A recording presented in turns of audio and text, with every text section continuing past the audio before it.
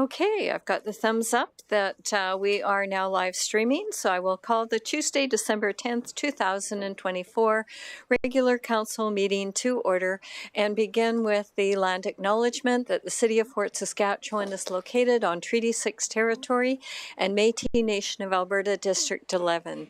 We recognize that we stand upon the land that carries the footsteps of many Indigenous peoples, including the Nihilwak, Dene, Blackfoot, Saulteaux, Nakota Sioux, and Métis, and the city honors the First Peoples of this land and is committed to fostering reconciliation through relationship building, knowledge gathering, and education. Thank you.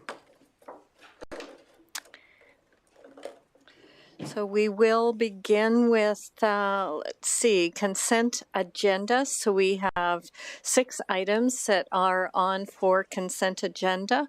Councillor Kelly. Mayor Katcher, I would like to request that administration give a verbal report at least on 8.2, the wastewater extension. Okay, so just 8.2. Okay, so we will separate that one out. Okay. So then, are you willing to put the motion on for consent, including 3.1, 3.2, 3.3, 3.4, which are the approval of the minutes, and 8.1? Go ahead. I move that council approve the consent agenda consisting of agenda items 3.1, 3.2, 3.3, 3.4, and 8.1.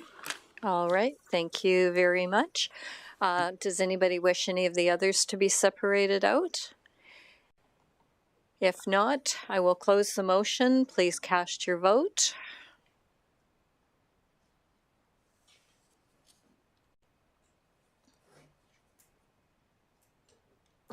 And that is carried unanimously. Thank you. I have no delegations that are registered, and I think I know everybody who is sitting out there. So we do have the public hearing is scheduled for 2 p.m. So we are going to come back to that at 2 p.m. So with that, we are going to jump all the way to 7.1, 2025 operating and capital budget adoption. Jeremy Eamon presenting.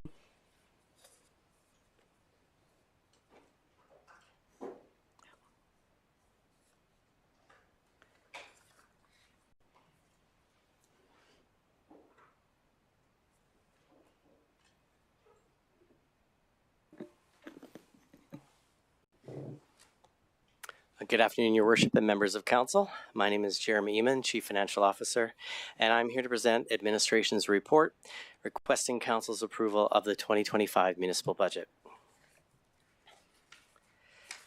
Council's approval of the 2025 municipal budget represents the final step in the city's annual budget process and fulfills the requirements under the Municipal Government Act. The MGA requires Council to approve an operating and a capital budget for each calendar year and prepare written 3- and 5-year plans regarding anticipated financial operations and capital property additions respectively. And Council must review and update these plans on an annual basis. The Fort Saskatchewan Public Library operates under the Libraries Act, which requires the Library Board to prepare an annual budget and provide an estimate of required funds for Council's consideration. The 2025 municipal budget identifies and allocates the necessary resources to provide for municipal programs and services that support Council's goals and initiatives within the strategic plan. The 2025 municipal budget was developed in accordance with the Operating and Capital Budgets Policy, FIN 24-C, and once approved, will provide an operating and a capital budget for 2025, a 3-year operating financial plan forecast for years 2026 through 2028, a 10-year capital plan for years 2025 through 2034, and an appropriation to the Fort Saskatchewan Public Library for 2025. Highlights of the 2025 operating budget include $100.8 million in total operating revenues, expenses, and transfers. This includes $25.1 million for utility operations and a $1.4 million appropriation to the Fort Saskatchewan Public Library. Appendix 1 to the Council report details the 2025 operating budget, showing a breakdown of operating revenues, expenses, transfers, and other items. Appendix 2 describes adjustments made to the initially proposed 2025 operating budget that were based on Council motions passed during the budget deliberations, along with some adjustments made by administration. These adjustments resulted in a $3.5 million net reduction to budgeted revenue and expenses, reducing the initial proposed property tax increase from 11.28% to 5.23%. And regarding the proposed property tax increase, I'll be providing more information later in my presentation. Highlights of the 2025 capital budget, which are shown in Appendix 3, include $13.6 million in total capital revenues and expenditures. Total capital expenditures by asset category include $10.1 million for engineering structures, $3.3 million for vehicles, machinery, and equipment, and $0.2 million for land and land improvements. Appendix 4 outlines the 10-year capital plan for years 2025 through 2034 that was reviewed by Council during the 2025 capital budget meetings. And as per the City's budget policy, Council is scheduled to perform another review of the 10-year capital plan in June of next year. Next, I'll review the financial impacts arising from the 2025 municipal budget. The 2025 User Fees and Charges Bylaw, which will be presented to Council later this meeting, includes updated utility rates for 2025. Residential utility customers can expect an estimated increase of $1.43 or 1.14% to their monthly utility bills compared to 2024, and this is based on an average monthly water consumption of 14 cubic meters and includes water, sewer, and solid waste services. With respect to municipal property taxes, the 2025 operating budget includes $60.9 million in total property tax revenue collected. This figure includes $0.8 million of estimated tax revenue due to growth in property assessments and a $3 million increase due to projected spending in 2025. As the 2025 operating budget currently stands, this equates to a 5.23% property tax revenue increase compared to the approved 2024 operating budget. Subsequent to preparing administration's report to Council, the Government of Alberta released more information regarding the proposed legislative changes to the Automated Traffic Enforcement Program. Administration is currently reviewing the technical and financial impacts of the ATE changes and will be presenting options in the new year for Council's consideration to address these changes. Most likely, these options will be brought forward in May during Council's scheduled review and approval of the 2025 property tax bylaw and the amended spring budget. Council decisions made at that time could result in some adjustments to the 2025 municipal budget, which could impact the property tax increase as currently projected. Administration will investigate a range of options to address this situation and will provide additional information as necessary to ensure that Council can make an informed decision. And with that, administration recommends that Council adopt the 3-year operating financial plan forecast and approve the 2025 operating budget dated December 10th, 2024, establishing total operating revenues and expenditures at $100.8 million, inclusive of the $25.1 million utilities budget. Secondly, that Council adopt the 10-year capital plan and approve the 2025 capital budget dated December 10th, establishing total capital revenues and expenditures at $13.6 million. And lastly, that Council approve the 2025 Fort Saskatchewan Public Library appropriation at $1.4 million. And that concludes my presentation. I'm happy to take questions at this time. Thank you for the presentation, Jeremy. I will open it up for any questions. Councillor Kelly.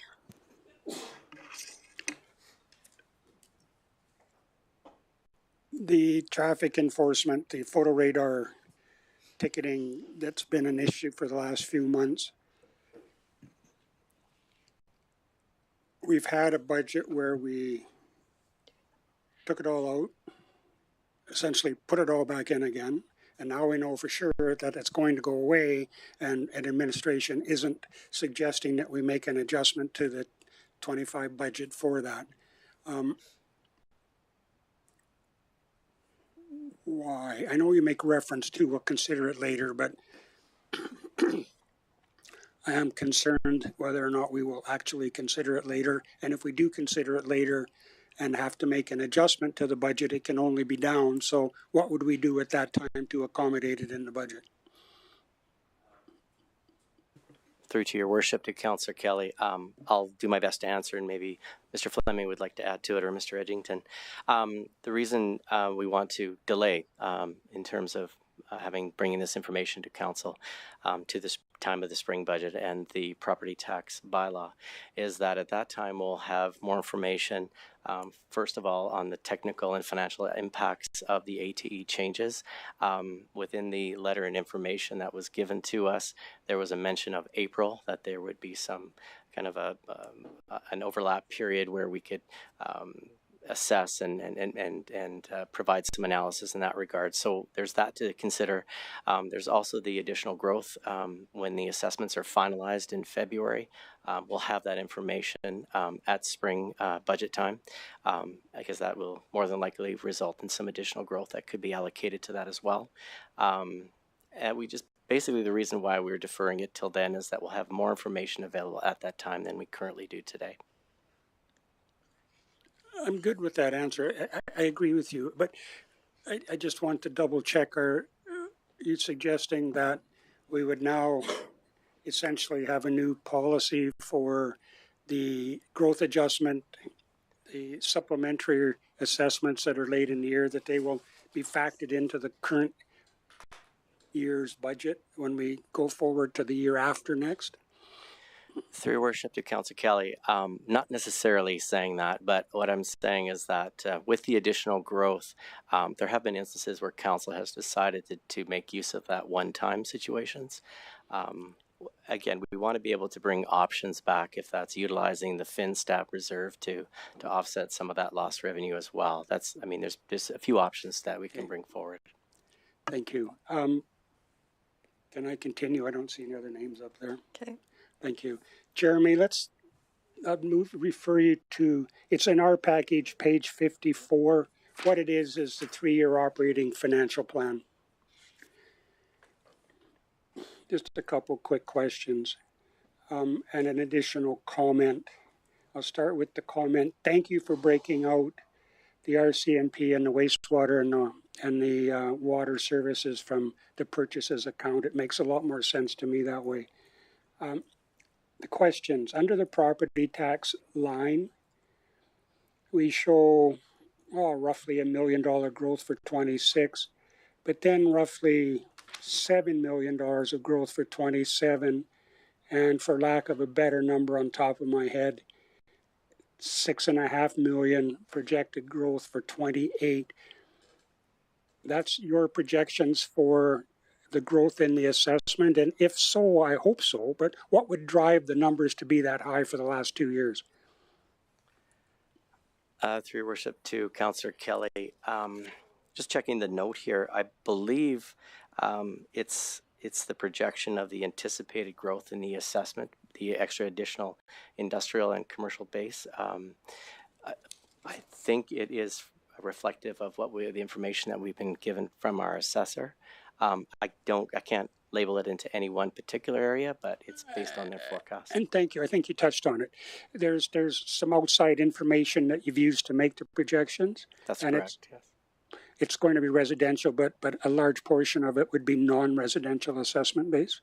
That's correct, yes. Thank you.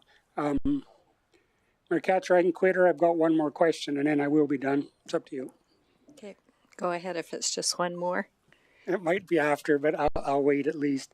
So then on the same page, Jeremy, if we look at the very last line, the net surplus / deficit for each of those 3 years, if I read that correctly, you're forecasting for 26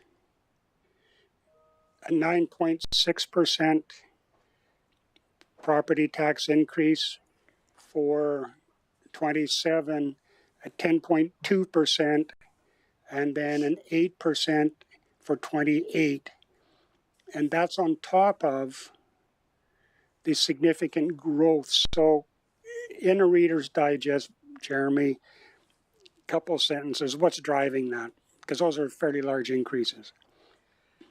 Through your worship to Councillor Kelly, more likely than not, it is the impacts, operating impacts of the pool would be driving that, as well as the interest payments on the debt on some capital projects that are timelined according to 2026, 2027. So that's in our 10-year capital plan. It assumes that at that point, council will approve those items and we'll go forward with debt funding. So there's the debenture costs in that as well. I think that's the primary drivers of that increase. Thank you. Okay, thank you. Councillor Nguyen, questions?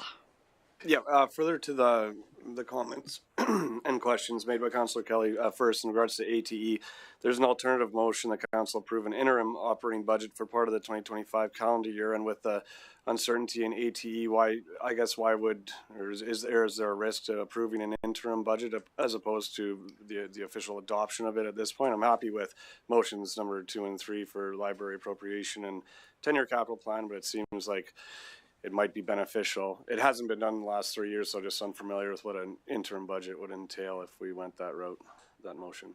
Through your worship to Councillor Nguyen, probably the most common interim budget would just be the continuation of the existing 2024 budget.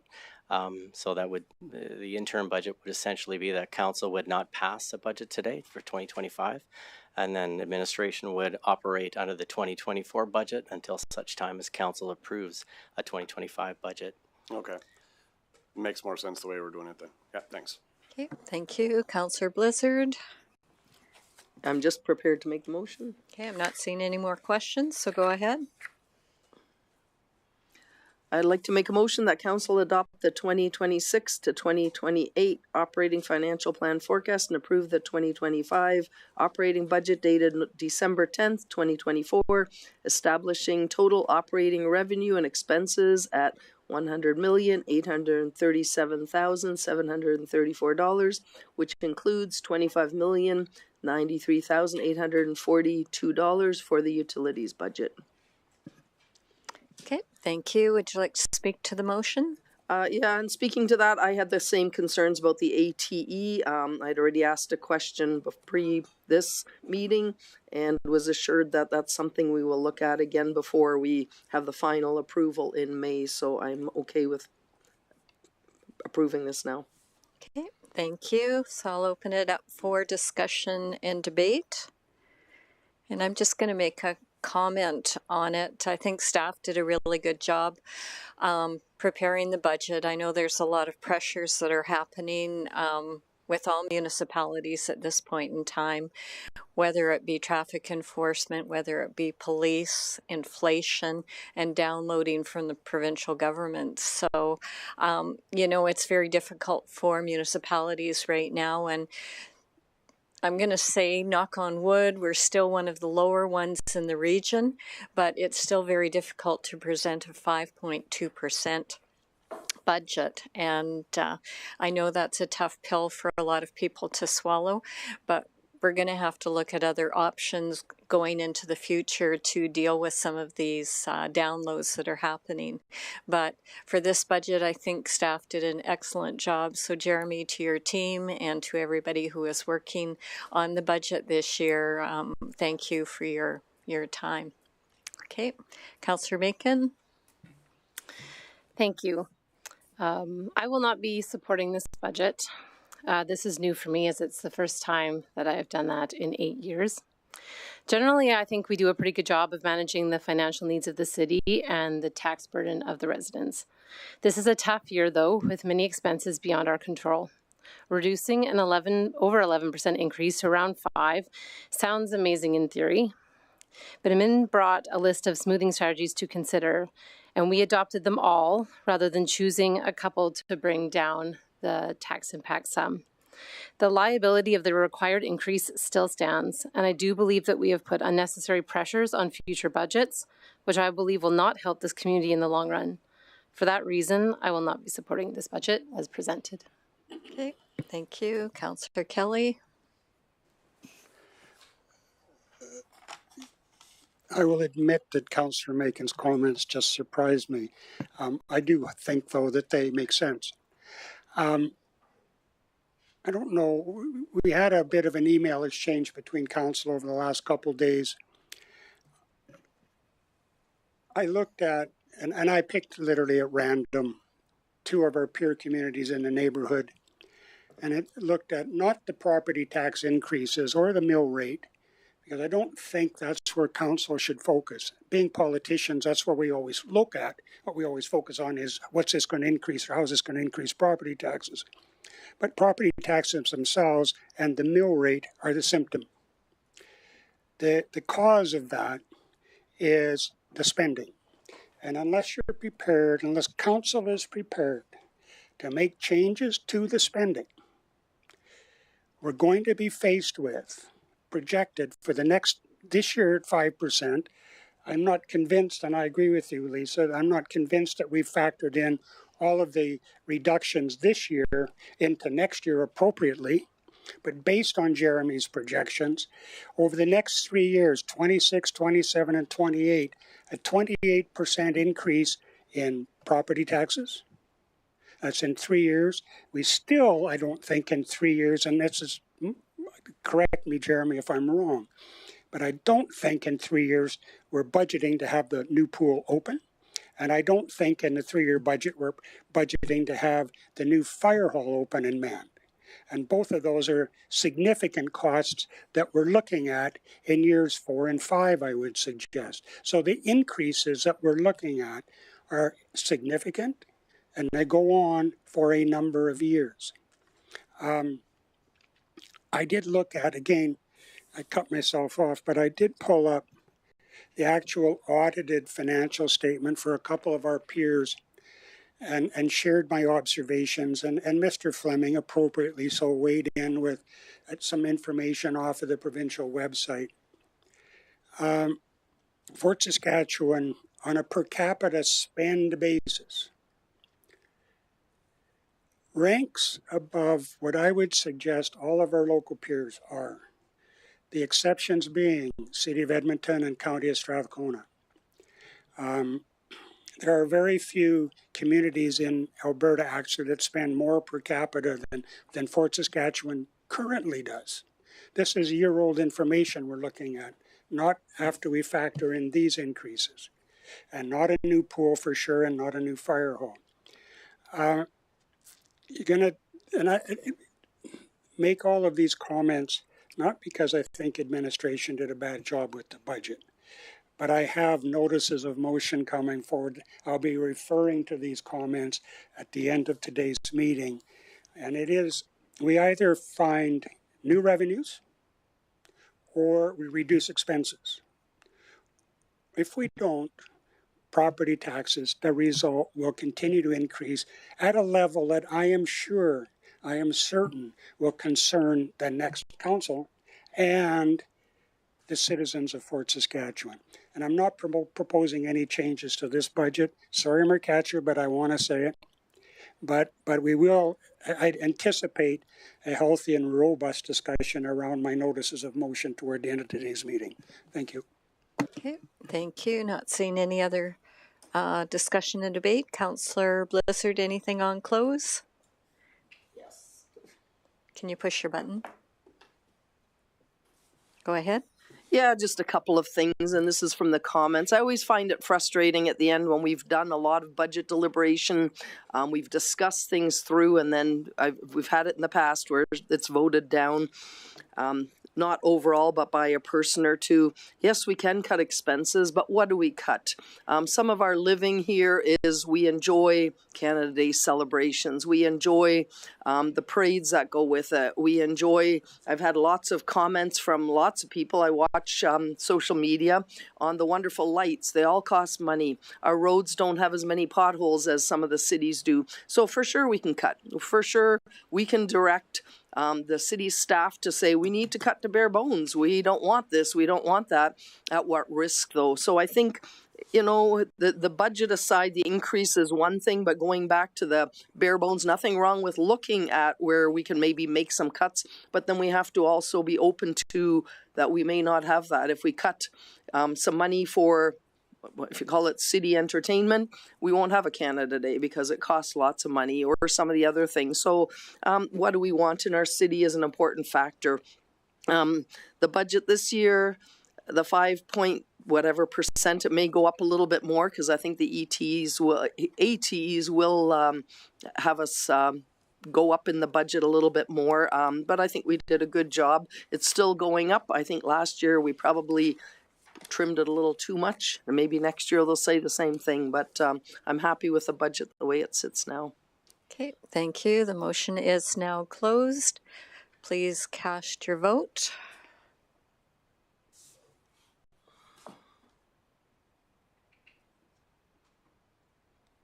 And the motion is carried. Would you like to continue? Sure.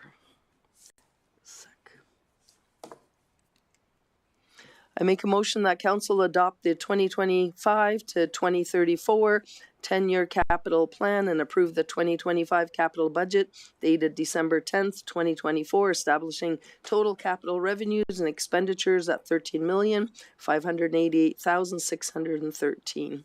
Thank you. Do you wish to speak to it? It's kind of the same as our budget. I think the long-term plan is it's something we have to do anyways, and we will look at them year by year as they go forward. But I think we've done a good job with keeping them in line. Okay, thank you. It's open for discussion and debate. Not seeing anything further. Do you have anything on close?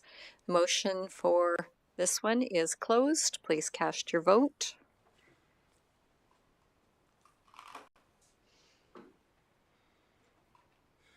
And that is carried unanimously, and you can proceed with the last one. I make a motion that council approve the 2025 Fort Saskatchewan Public Library appropriation at $1,383,675. Thank you. Do you wish to speak to that? I think the library does a good job. I'm new on the board, so I'll be learning more about it in the next year to come.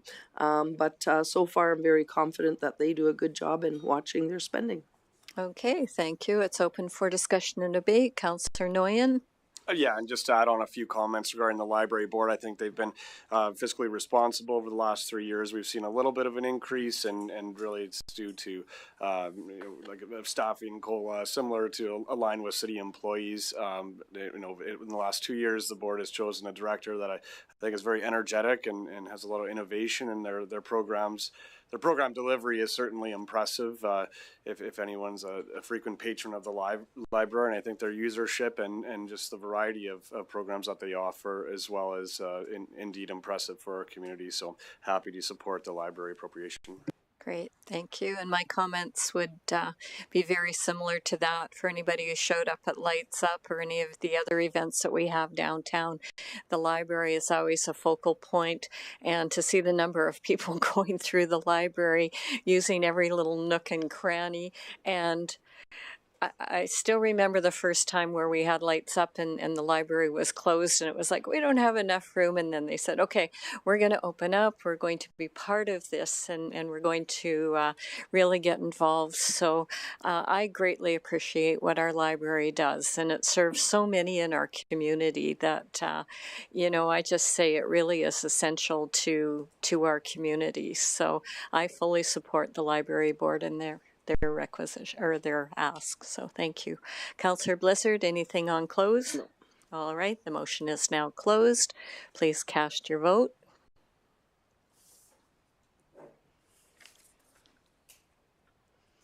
And that is carried unanimously. Thank you very much, Jeremy and everyone. All right, keeping an eye on the time, we have time to do city naming policy. Irina Kennedy presenting.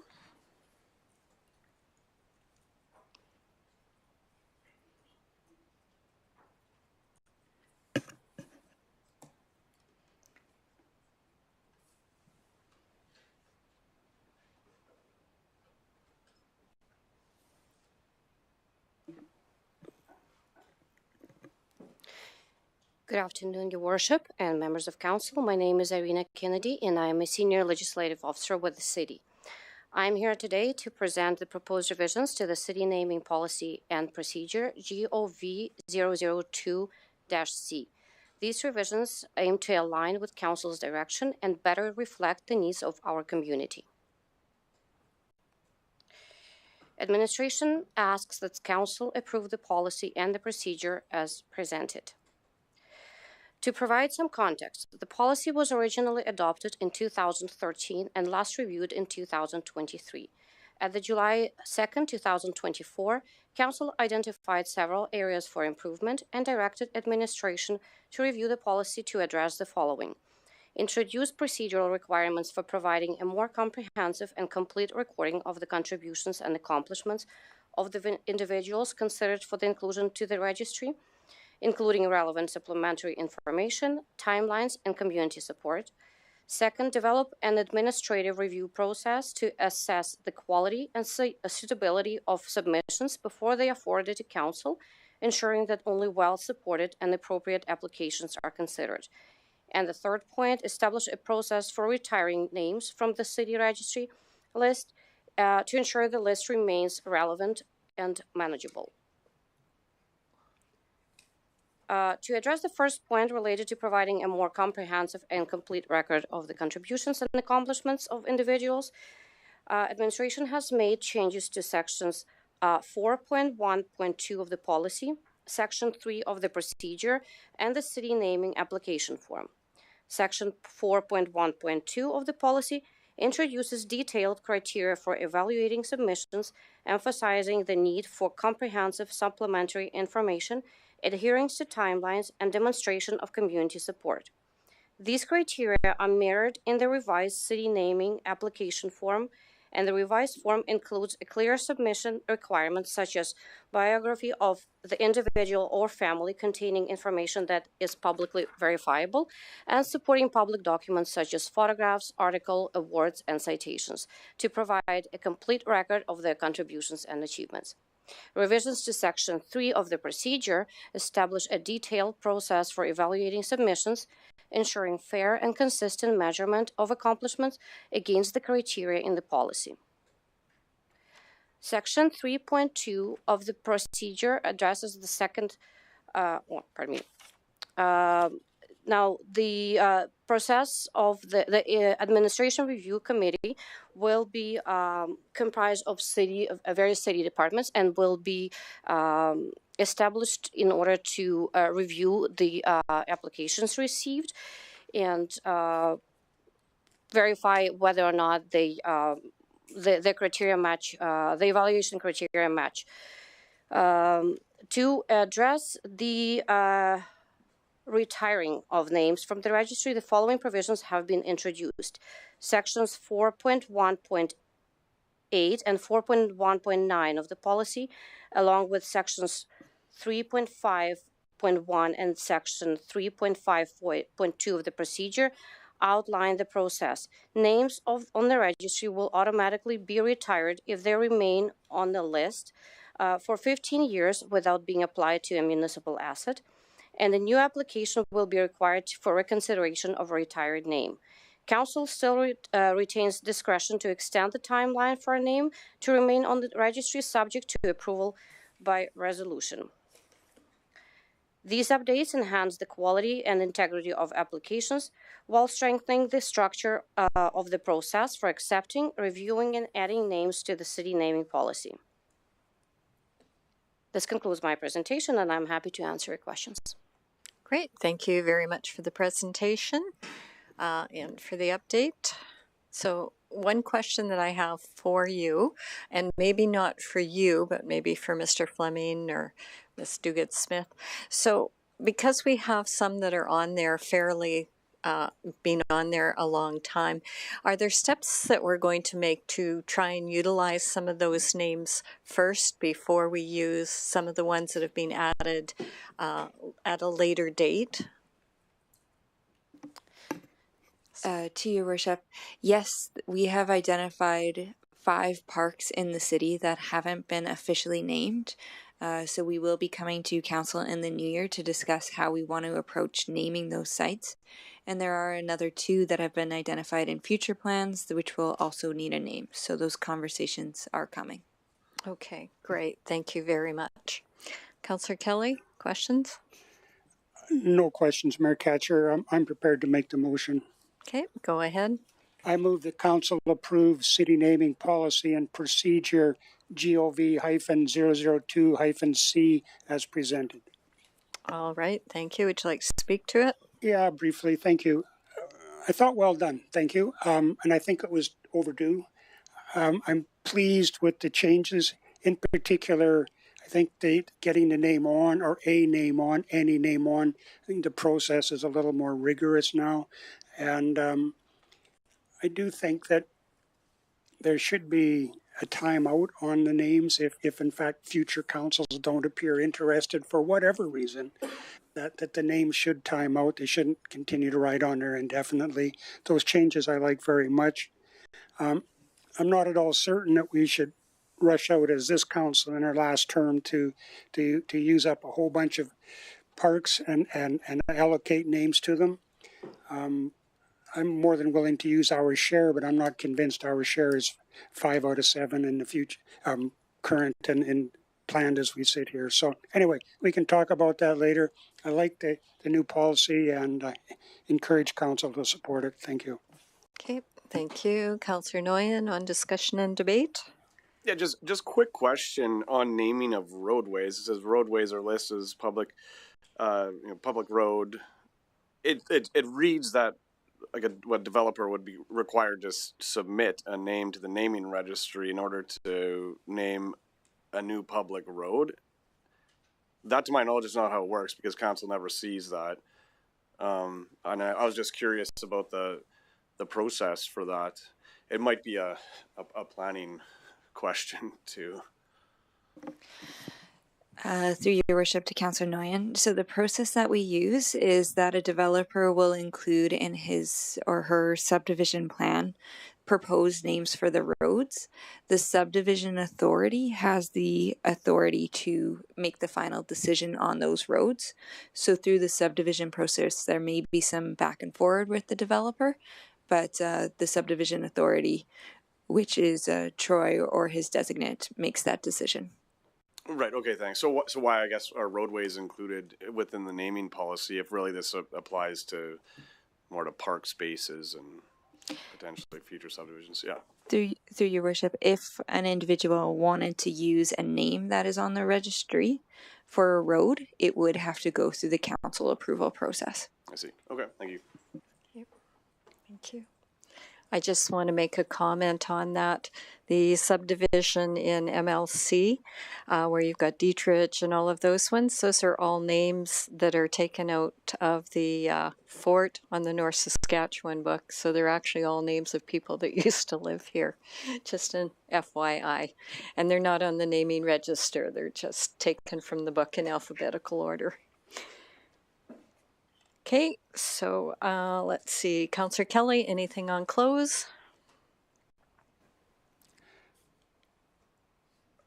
If you may, as I sit here, I've come up with one more question. And I don't think council should get involved in naming all the streets. I think that would be a ridiculous process. But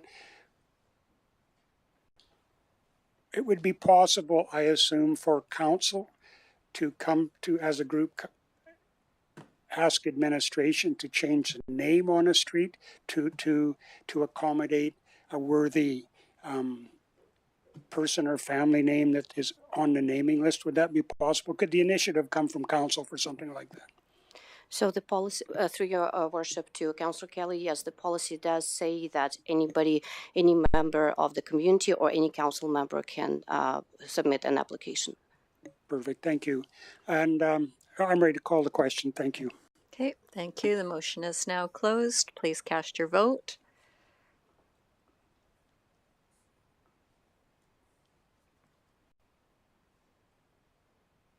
And that is carried unanimously. Thank you very much, Irina.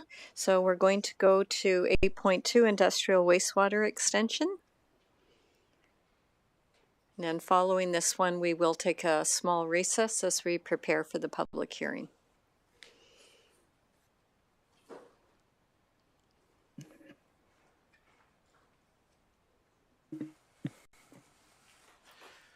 Good afternoon, Your Worship, members of council. My name is Grant Schaefer. I'm Director of Fleet Facilities Engineering. With me is Lindsay Radford, Transit Supervisor. I don't have a formal presentation on this item, but I will provide some background, and Lindsay's here to help out as she did all the work to prepare the report and the grant application. So this grant application is in support of a project that we've been working on with Dow. We've been in discussions with Dow regarding receiving their wastewater from their new facility and then bringing that through, and they've made some agreements with Aero Utilities for treatment on that. So we've been working through the summer to understand what the scope of that work is, try and get some cost estimates around that. We've just recently received that report. So this grant application is an opportunity that we see that we could use to help fund this project. It would fund any contributions the city would have first, and then it would go into the balance that would be to help support, I guess, Dow, the industrial partners. So we see this project, it's roughly a $5 million project to extend the wastewater out there. It is funded by industry and development. There would be some levy money because there's some bigger areas that get serviced more than just the one industry. So it's a little bit of a combination.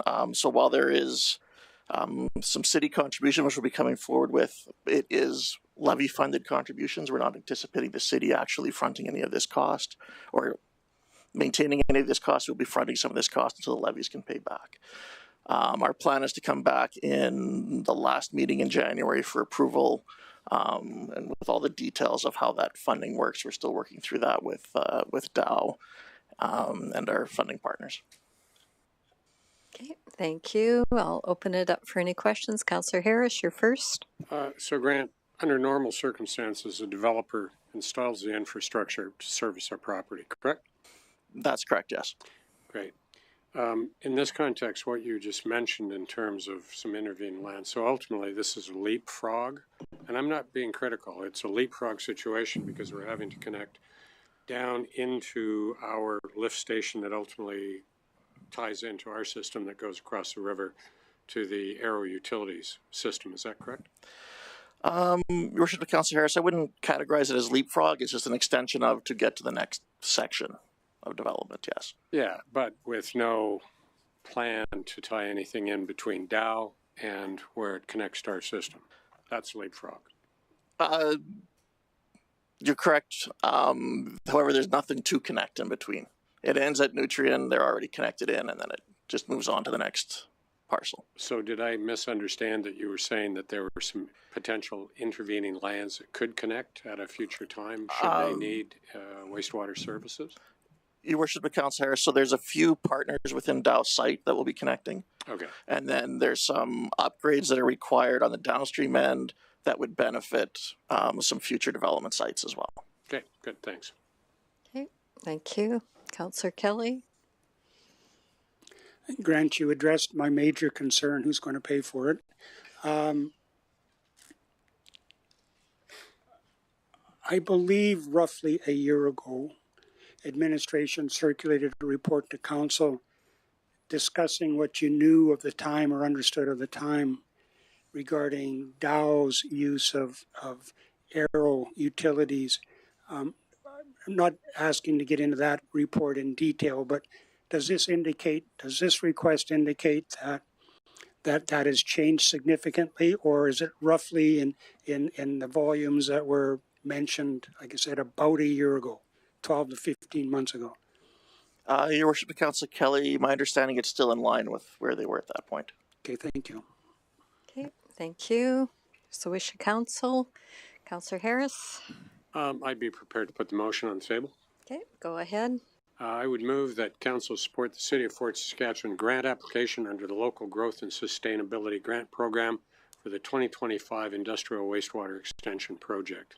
Thank you. Would you like to speak to the motion? Well, I'm glad to see that this has finally come along. From my time on the Aero Utilities Board, I think we saw this as an opportunity to tie industry into to a greater extent into the whole wastewater treatment infrastructure in the region. So I think this is positive, and if it ultimately helps to offset some of the costs, well, that's a positive outcome. So I support it. Okay, thank you. It's open for discussion and debate. Not seeing any. Anything on close? Motion is now closed. Please cast your vote.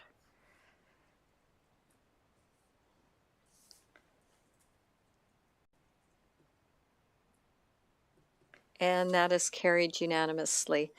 Okay, we have a hard 2 o'clock that we're going to have, so we're going to take a 15-minute recess, and then we will push forward from there. So back in your chairs a couple minutes before 2 so we can start promptly at 2.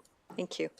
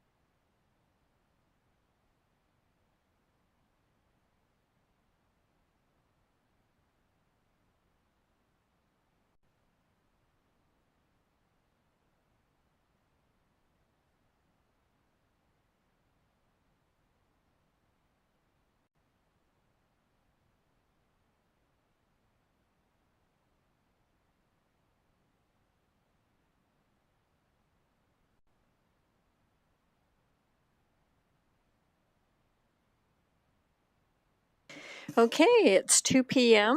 and I said we would commence back at 2 p.m. because we do have a public hearing scheduled for bylaw C14-24. So the process for public hearings is administration will provide a presentation. Following the presentation, anybody who wishes, and then questions, anybody who wishes to speak in favor or opposed will have that opportunity. Once we've gone through anybody who has questions or wants to speak in favor or opposed, we will invite administration back. And following any last questions, I would close the meeting and go into business arising from the public hearing. So with that, I will open the public hearing at 2 p.m. Welcome, Taryn. Thank you. Good afternoon, Your Worship and members of council. My name is Taryn Samra. I'm a planner here with the city, and I'm here to present a brief summary of bylaw C14-24 to amend the land use bylaw to include a new special district in South Fort Meadows. In the council package, a technical report was included to provide detailed analysis of the amendments and justification. To begin, in June of 2024, Alterra, on behalf of the South Fort Development Corporation, approached administration regarding their next development stage in South Fort Meadows, which can be seen as yellow in the image. They are proposing mixed-use development that will serve residents of different household sizes, lifestyles, and incomes, while supporting walkable neighborhoods and housing affordability to accommodate the mixed-use development.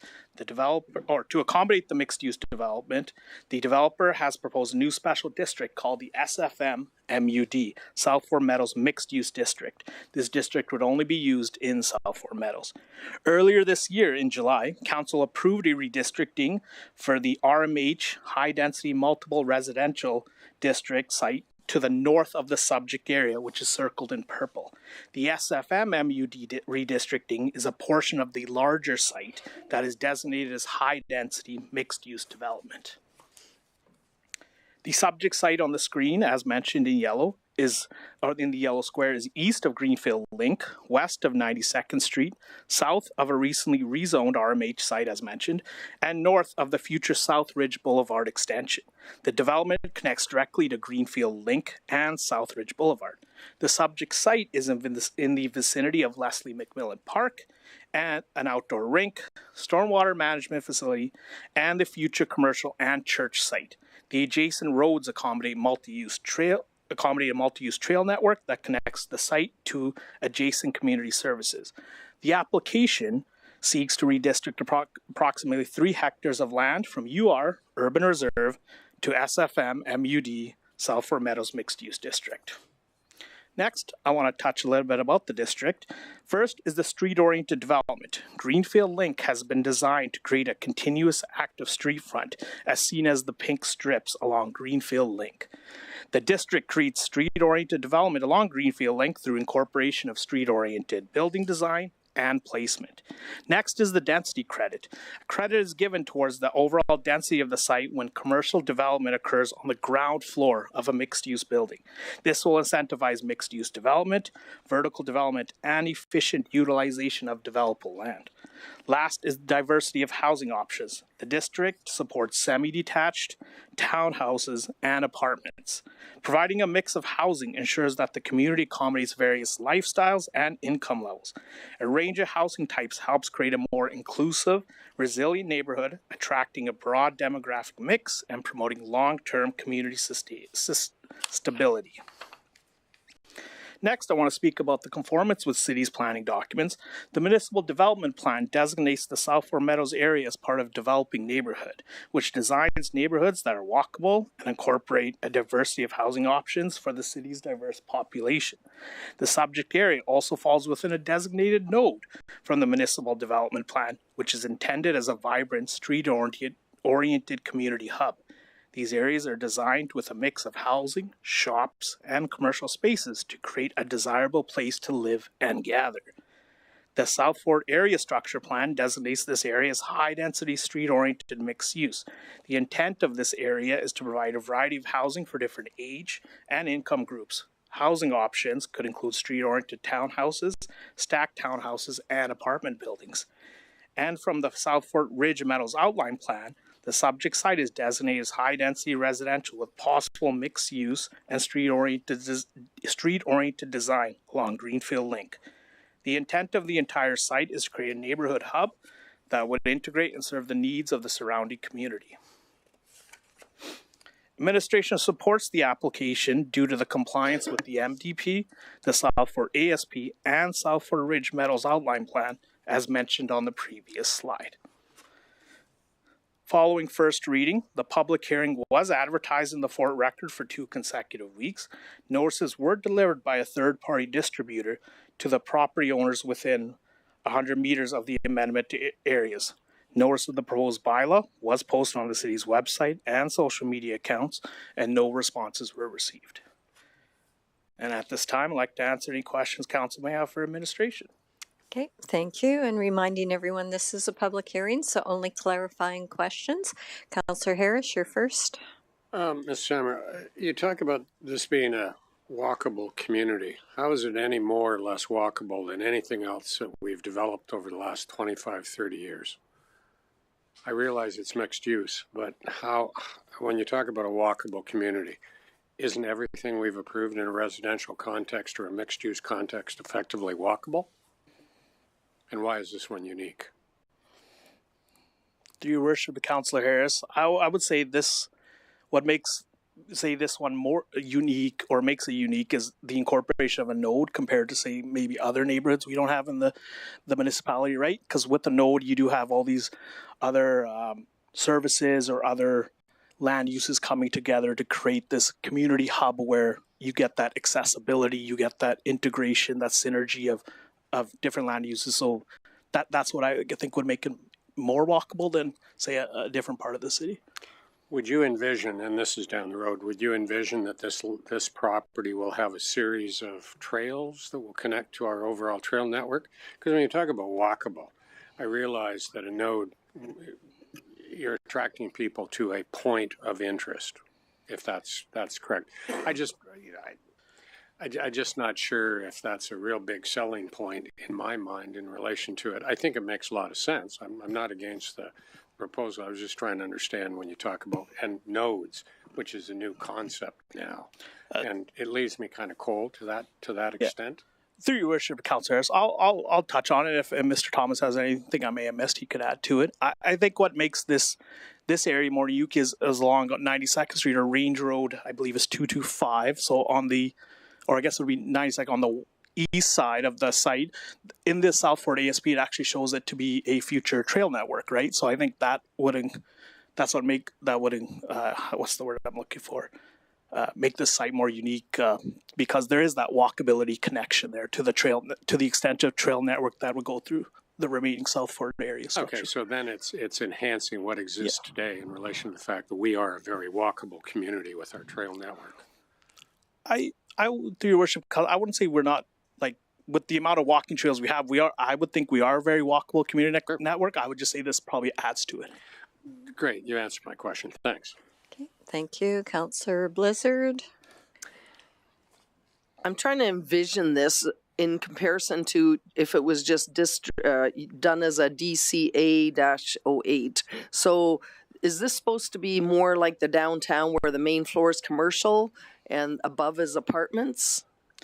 Through your worship, councillors, that would be one way of doing mixed use is, having commercial on the ground floor and dwelling units above, residential dwelling units above. I would think that would be the only way, or would you have apartments on the main floor and businesses up top? You could.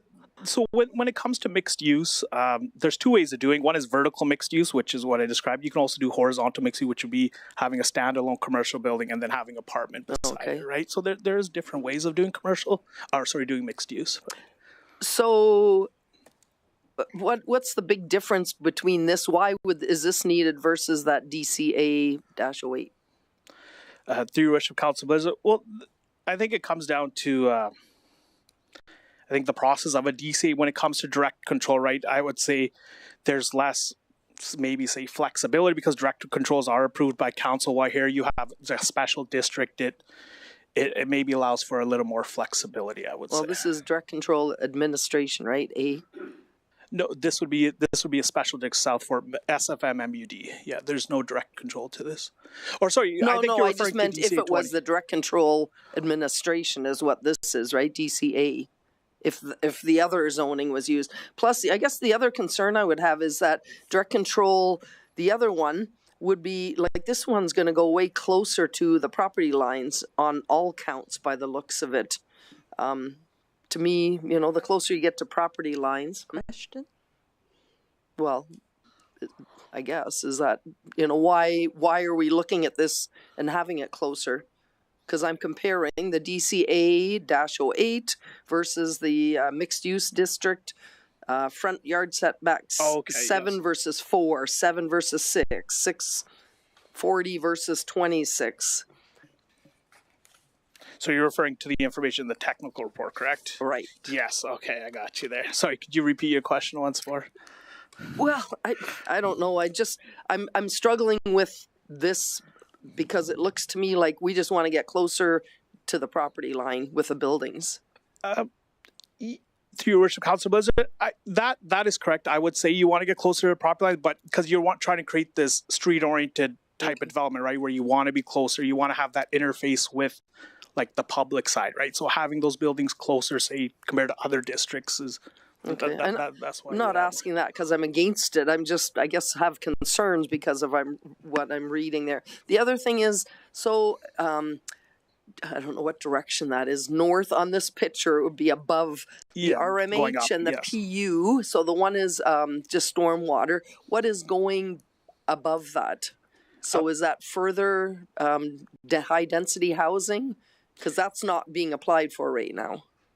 So just to confirm, so there's the box in yellow, which that's what we're here to talk. And then the RMH was approved by council in July. Then you mentioned the PU, and then you're saying north, that's... Oh, no, okay. So that's the one we approved with, I think it was townhouse type, 3-story. RMH, I believe, allows for apartments, and I want to say townhouses is permitted in that district as well. Okay. I can come back to you if you like. No, I think I'm okay, other than, and there is going to be enough parking allowed in here for people to park and businesses and... Through your worship, Councilor Blizzard, when it comes to parking, that is part of the development permit process. I guess when the application comes in, that is reviewed by the development officer, and if there are issues with parking and things like that, that would be discussed at that time. Okay, thank you. Councillor Kelly, questions? Thank you. You're not getting off that easy when it comes to parking. What is the development officer going to say when the development permit or request comes through? What will be the parking required? Through your worship, Councillor Kelly, I don't know the parking. Let's take a look, actually. Why don't we? Through your worship, I can provide some feedback while Taryn looks through the pages there. For this particular district, the parking requirements will be the same as all other districts. The applicant will be required to adhere to Part 13. I'm sorry, repeat please, Janelle. Absolutely. Required to... So the requirements will be the same as other districts. Part 13 of the land use bylaw spells out parking requirements for all types of uses, and that would apply here. That's great. So to answer my question, the parking stalls per house or per store will be how many? Do your worship, Councillor Kelly, I don't have the land use bylaw with me. I do know there's a rate when it comes to parking for apartments. For example, if it's 2 bedrooms, it's 1.75, but I don't know the rate off the bat. And my question stems Mr. from the Thomas. fact that this is a mixed, sorry? Mr. Thomas has Oh, his... certainly, go ahead. Didn't see that. I apologize. Through you, your worship, Councillor Kelly. So this particular district, as it's proposed, will offer a range of housing types. So as an example, it does allow for townhouses, and each townhousing unit would require 2 parking stalls. When it comes to the apartment units, it really depends on the number of bedrooms. So it could range between, I think it's 1.5 to 2 parking stalls per unit. So it really depends what that mix of housing type and number of bedrooms are. And thank you.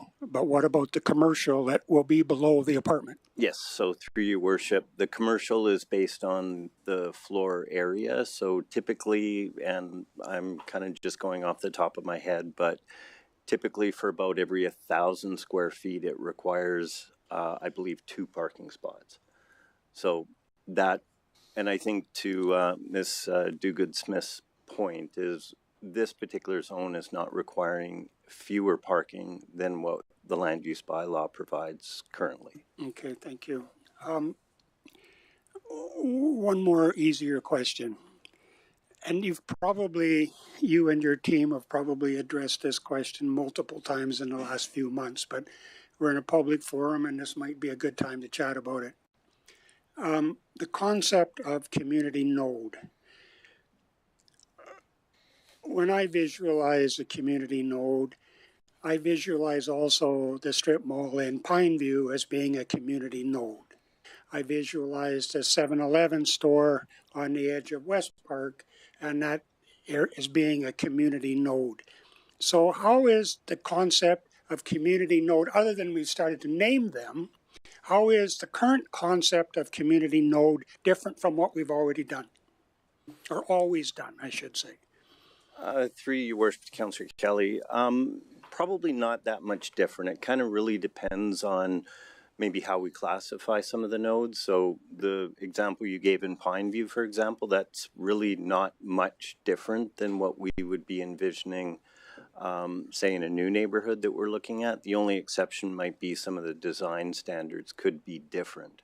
And as an example, like in this particular application, and part of our discussion, some of the buildings are going to be closer to the street, so the orientation of the buildings would face the street as opposed to inwards towards the parking lot.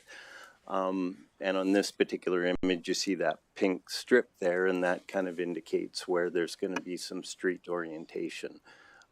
So in that case, you know, there's going to be a little bit more attention to walkability because you have that interaction with the street and those commercial uses. So if I could paraphrase or summarize, and I think you did a good job.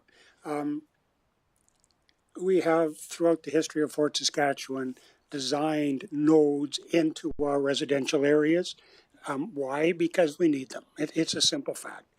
The concept that you're talking about might have residential on top of commercial, and you've hinted or stated that architecturally it will be a lot more appealing than the strip malls, small strip malls that we currently have in Fort Saskatchewan.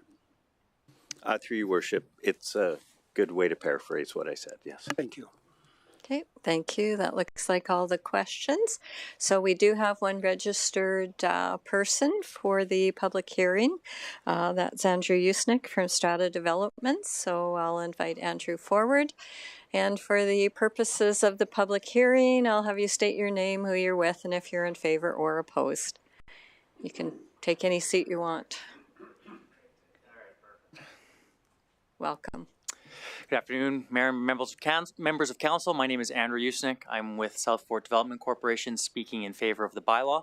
I do not have a formal presentation. I just wanted to make sure that I was available in case Council had any questions for myself. Okay, thank you. Don't leave. We'll just wait for questions. So, Councillor Harris. Mr. Usnick, when do you see development taking place on this site in the context that you are anticipating? I'm anticipating the first projects to move forward in 2025. We recently completed the extension of Southridge Boulevard to this intersection. It was actually opened up on Friday. We have engineering approval for the remaining section. So from Southridge Boulevard at Greenfield Link all the way to 92nd Street. That is approved and ready for construction first thing in spring. So that road should connect hopefully by June. And at that point, we feel strongly that some of the purchasers on the site will be in a position to advance a building permit and begin work on their projects. So at the present time, that property, ultimately the southern boundary is a future road south of it, but not right now. Yeah, it's a future road that's required in order to be able to allow those parcels to begin.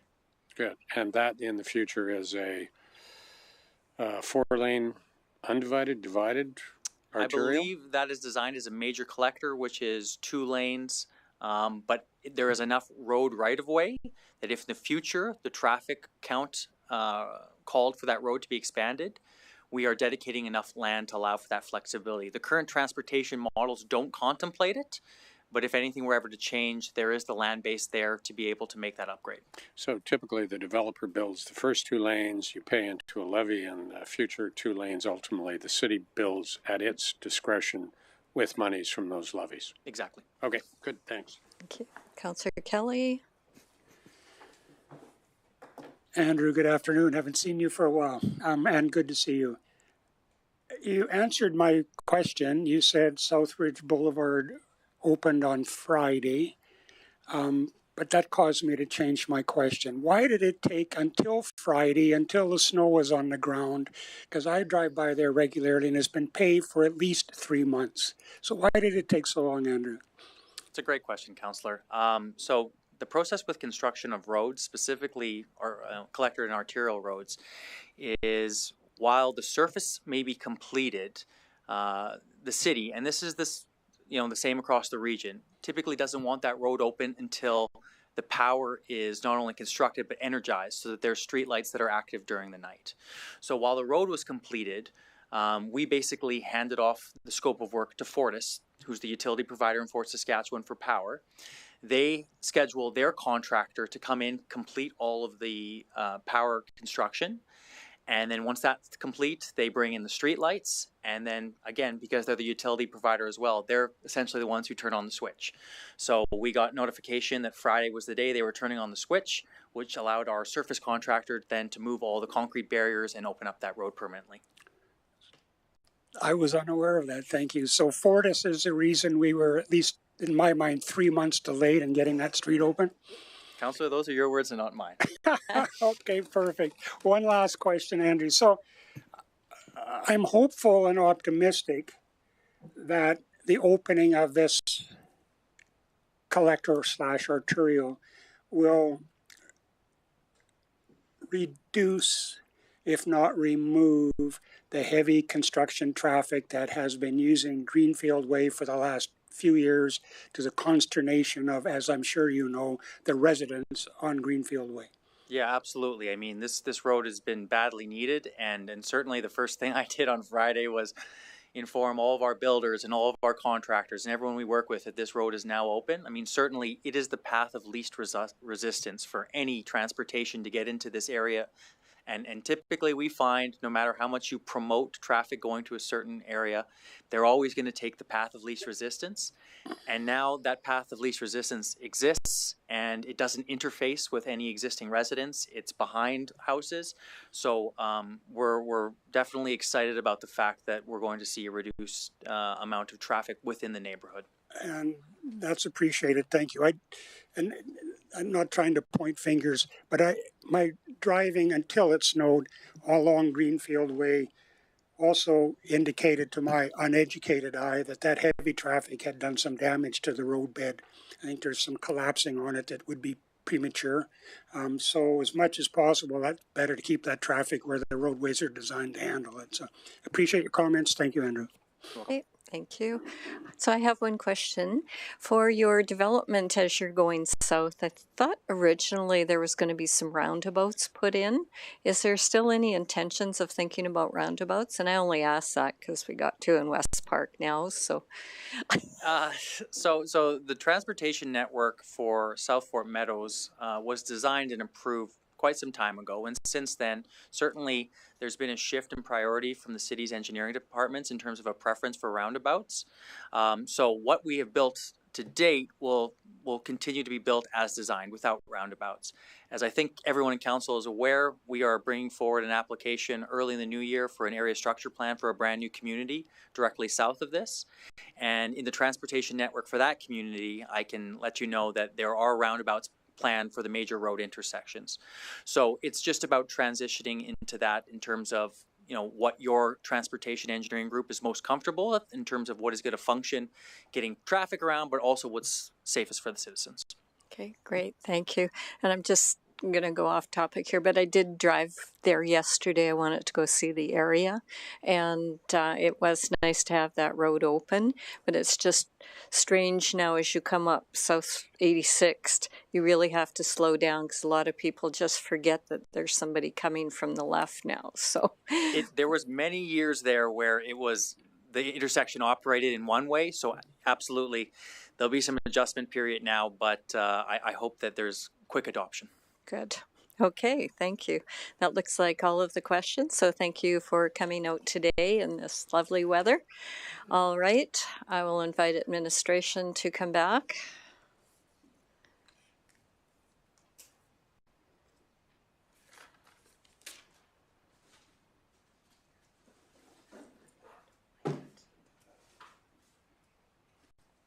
So I'll just ask if there's any further questions of administration.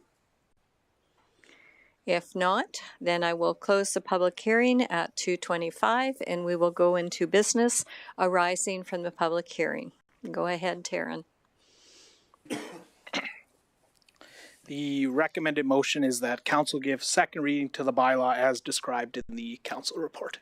Okay, thank you. What is the wish of council? Councillor Kelly? Mayor Catcher, I'm prepared to make the motion. Okay, go ahead. I assume we want the motion in our materials, which has an A and a B beside it, underneath it. Thank you. Okay.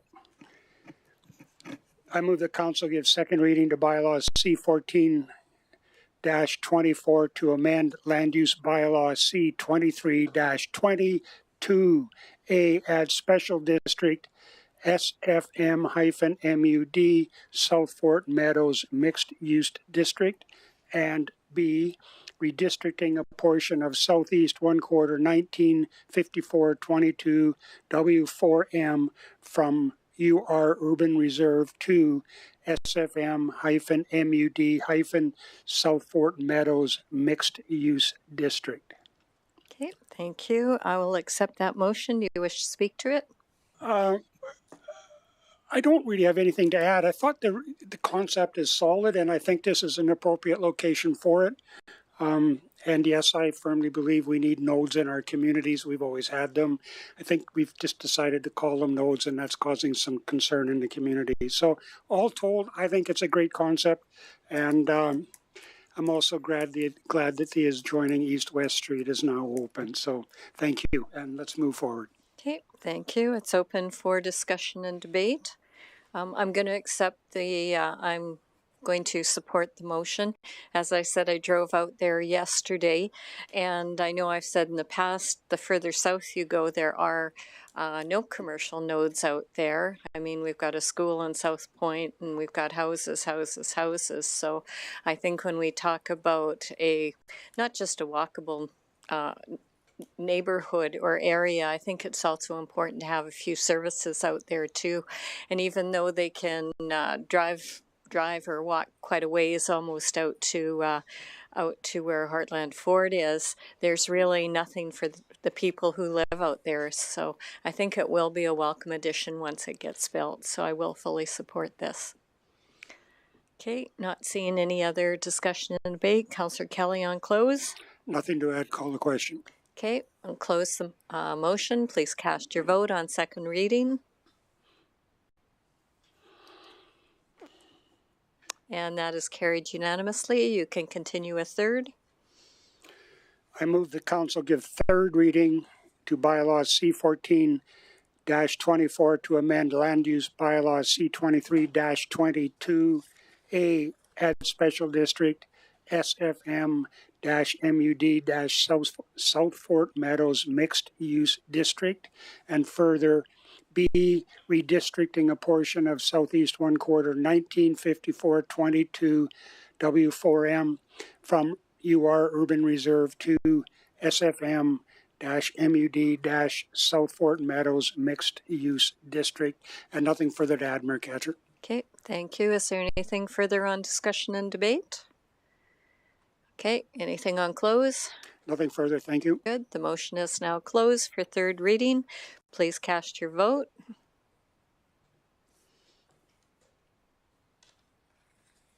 And that is carried unanimously. Thank you very much.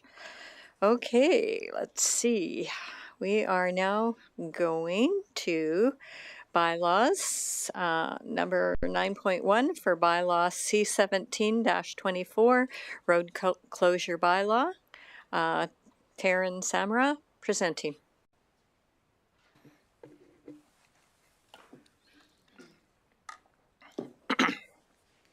And just so that I make the mention, 17 and 20 are both in the same report. Okay, I know I got confused when I read it and I was looking for the report, but if you go to C20-24, they're both contained in one. Yes, that's correct, Mayor Ketcher, and I do have a note for that. So good afternoon, Your Worship and members of council. My name is Terrence Samra. I'm a planner with the city. I'm here to present a brief summary of two bylaws. Bylaw C17-24, close a portion of 98th Avenue Road right-of-way, and Bylaw C20-24 to amend the land use bylaw to rezone lands in the downtown. These two amendments are presented together as the applications are being processed concurrently.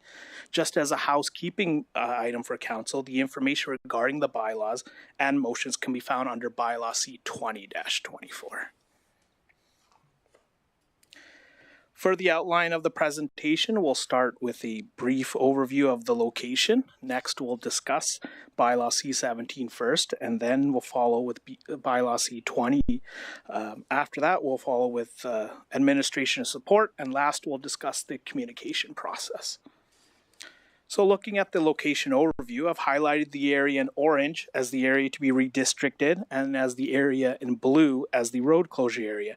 Details about these applications will be discussed further in the presentation. This area of the city is in the eastern portion of the downtown, adjacent to Ross Creek and Langworthy Park. The Fort Mall site is to the west along 108th Street, and low-density residential can be found in the south in the Ross Creek Park neighborhood. The subject sites are located in the downtown along 108A Street. Adjacent to these sites are the semi-attached dwellings, retail, and office buildings. So now we'll start with the first application, Bylaw C17-24, a proposed road closure for a portion of 98th Avenue. To begin, in June of 2024, the property owner of 10808 98th Avenue approached administration to close a portion of 98th Avenue, which can be seen in blue. The property owner expressed interest in purchasing the proposed road closure area and consolidating the adjacent subject lands with 10808 98th Avenue. By doing so, the property owner will increase the lot size and developability of the land. The road allowance area, located along 98th Avenue east of 108A Street, is approximately 280 square meters.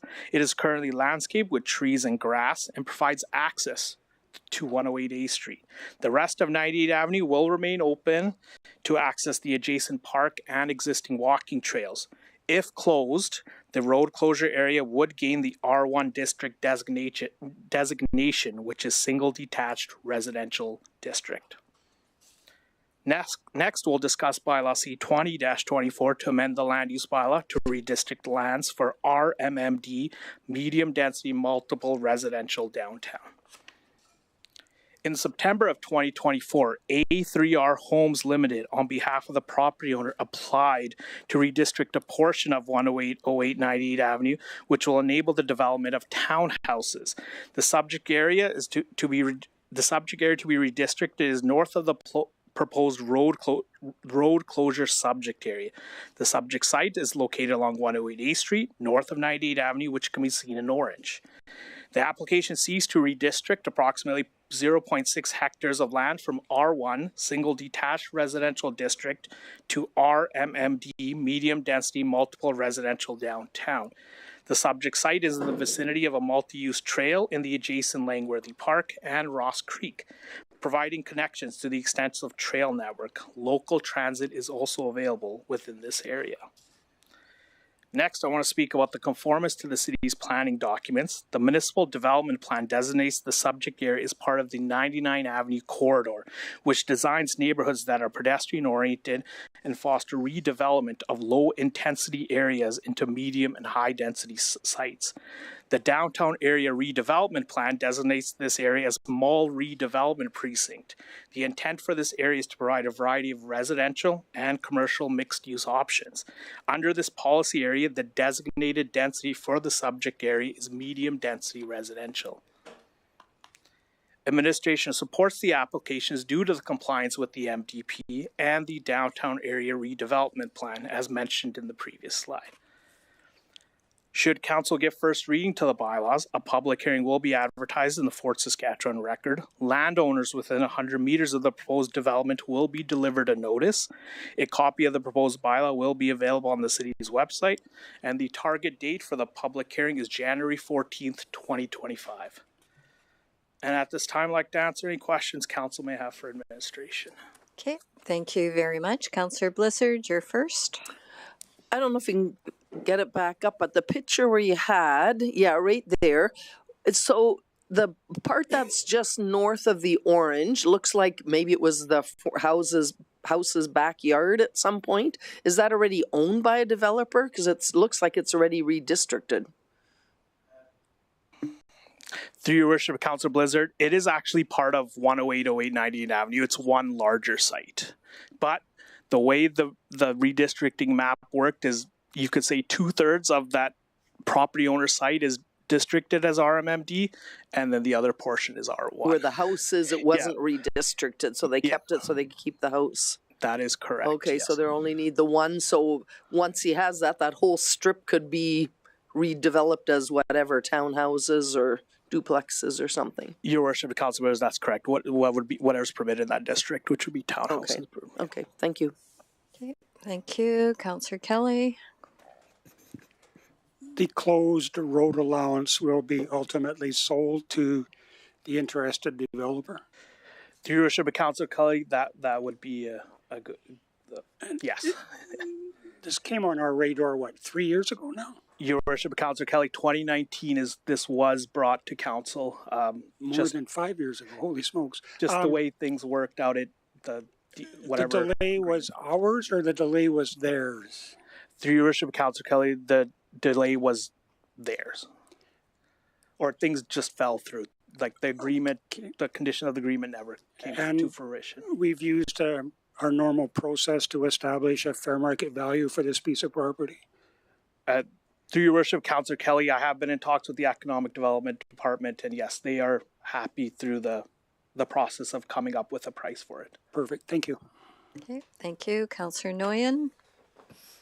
Yeah, so I'm familiar with the slope behind this property. I walk along here quite often. I believe there's two potential issues with the developability of this site. And I just comment here because we do have a drawing of, I think, a creek alternate flow.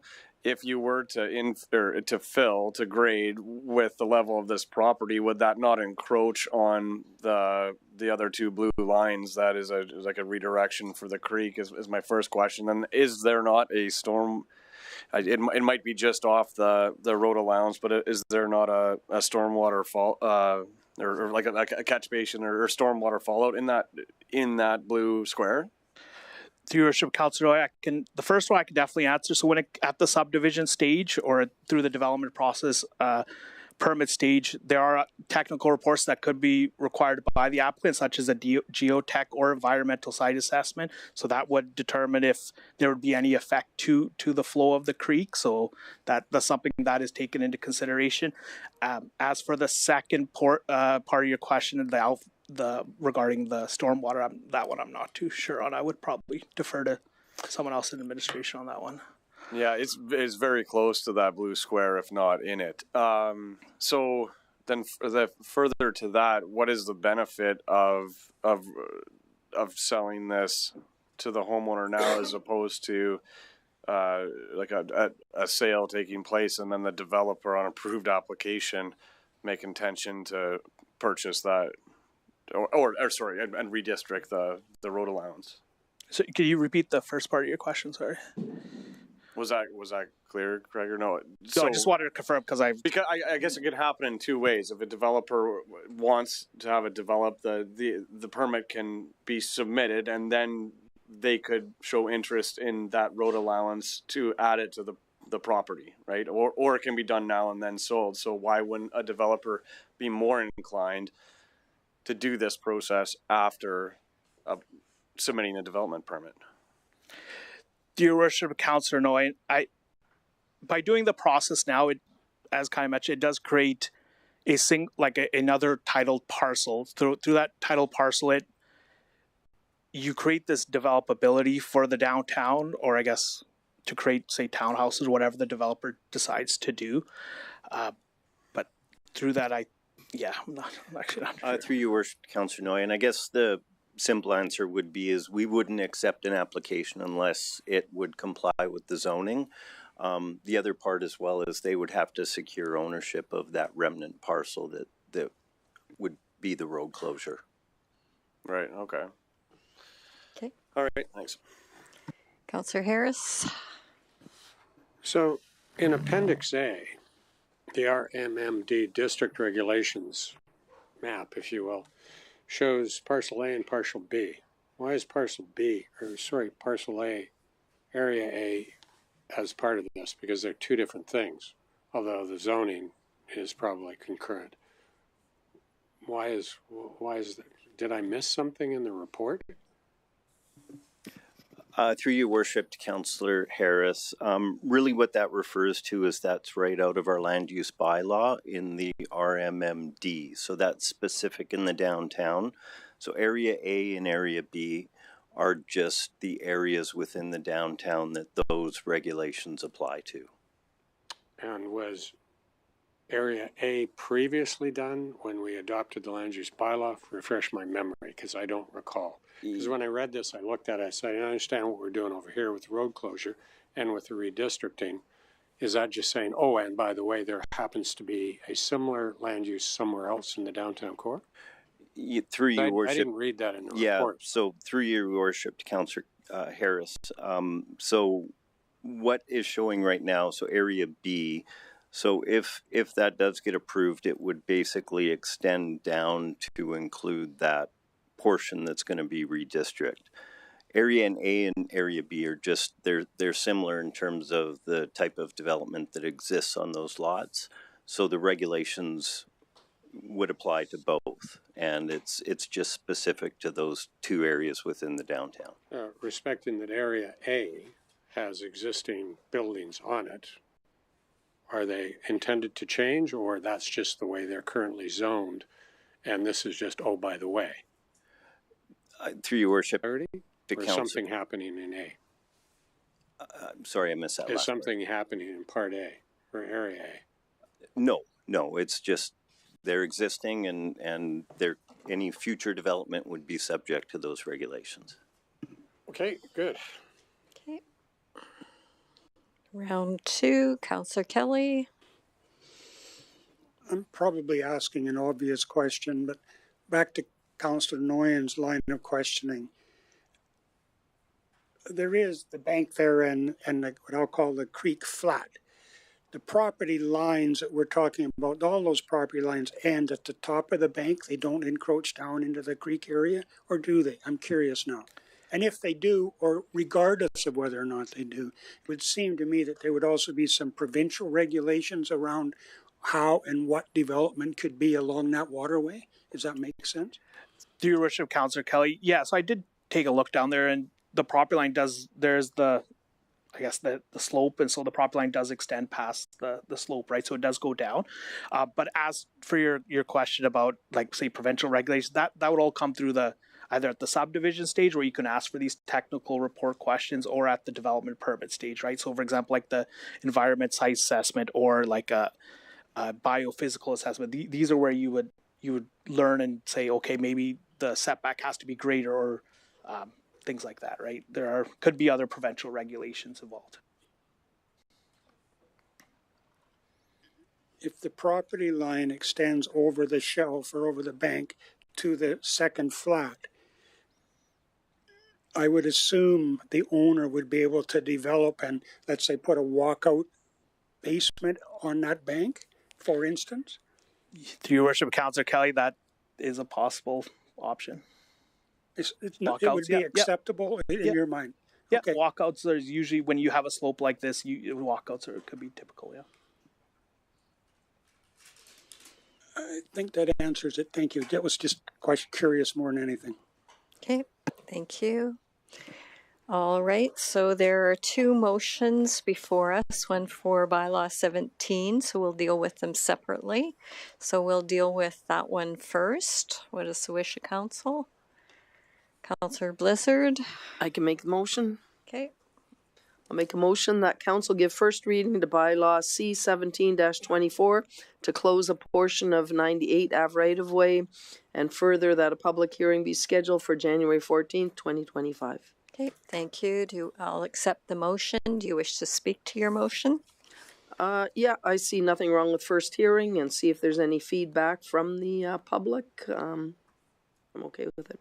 Okay, thank you. Councillor Harris on discussion and debate. I'll support this first reading of the bylaw because we've been dealing with the current property owner for quite some time. Councillor Kelly made the reference and administration clarified back to 2018 or thereabouts.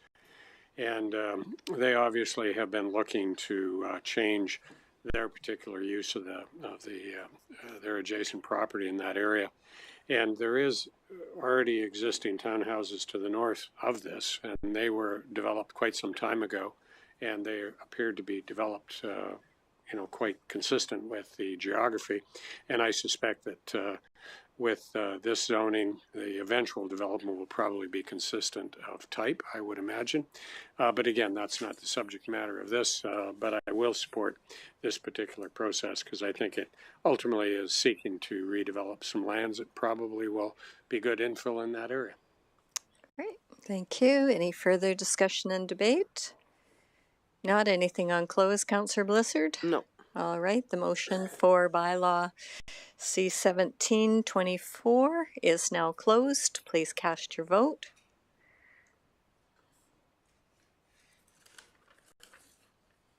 And that is carried unanimously. Would somebody like to do bylaw C-20?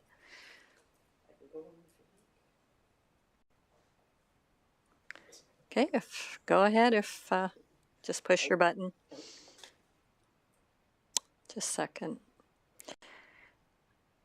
Okay.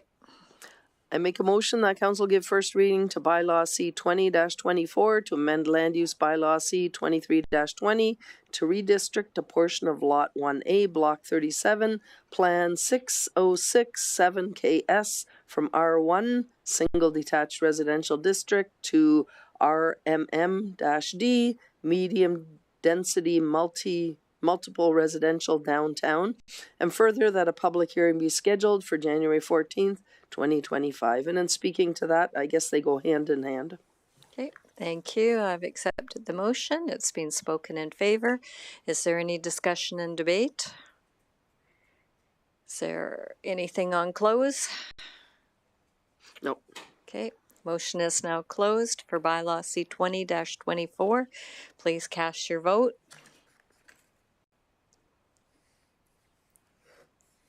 And that is carried unanimously. Thank you very much. And we will move right on to bylaw C-16-24, Municipal Development Plan Update to reflect the Regional Ag Master Plan, second and third reading. Diego de Sousa Jensen presenting.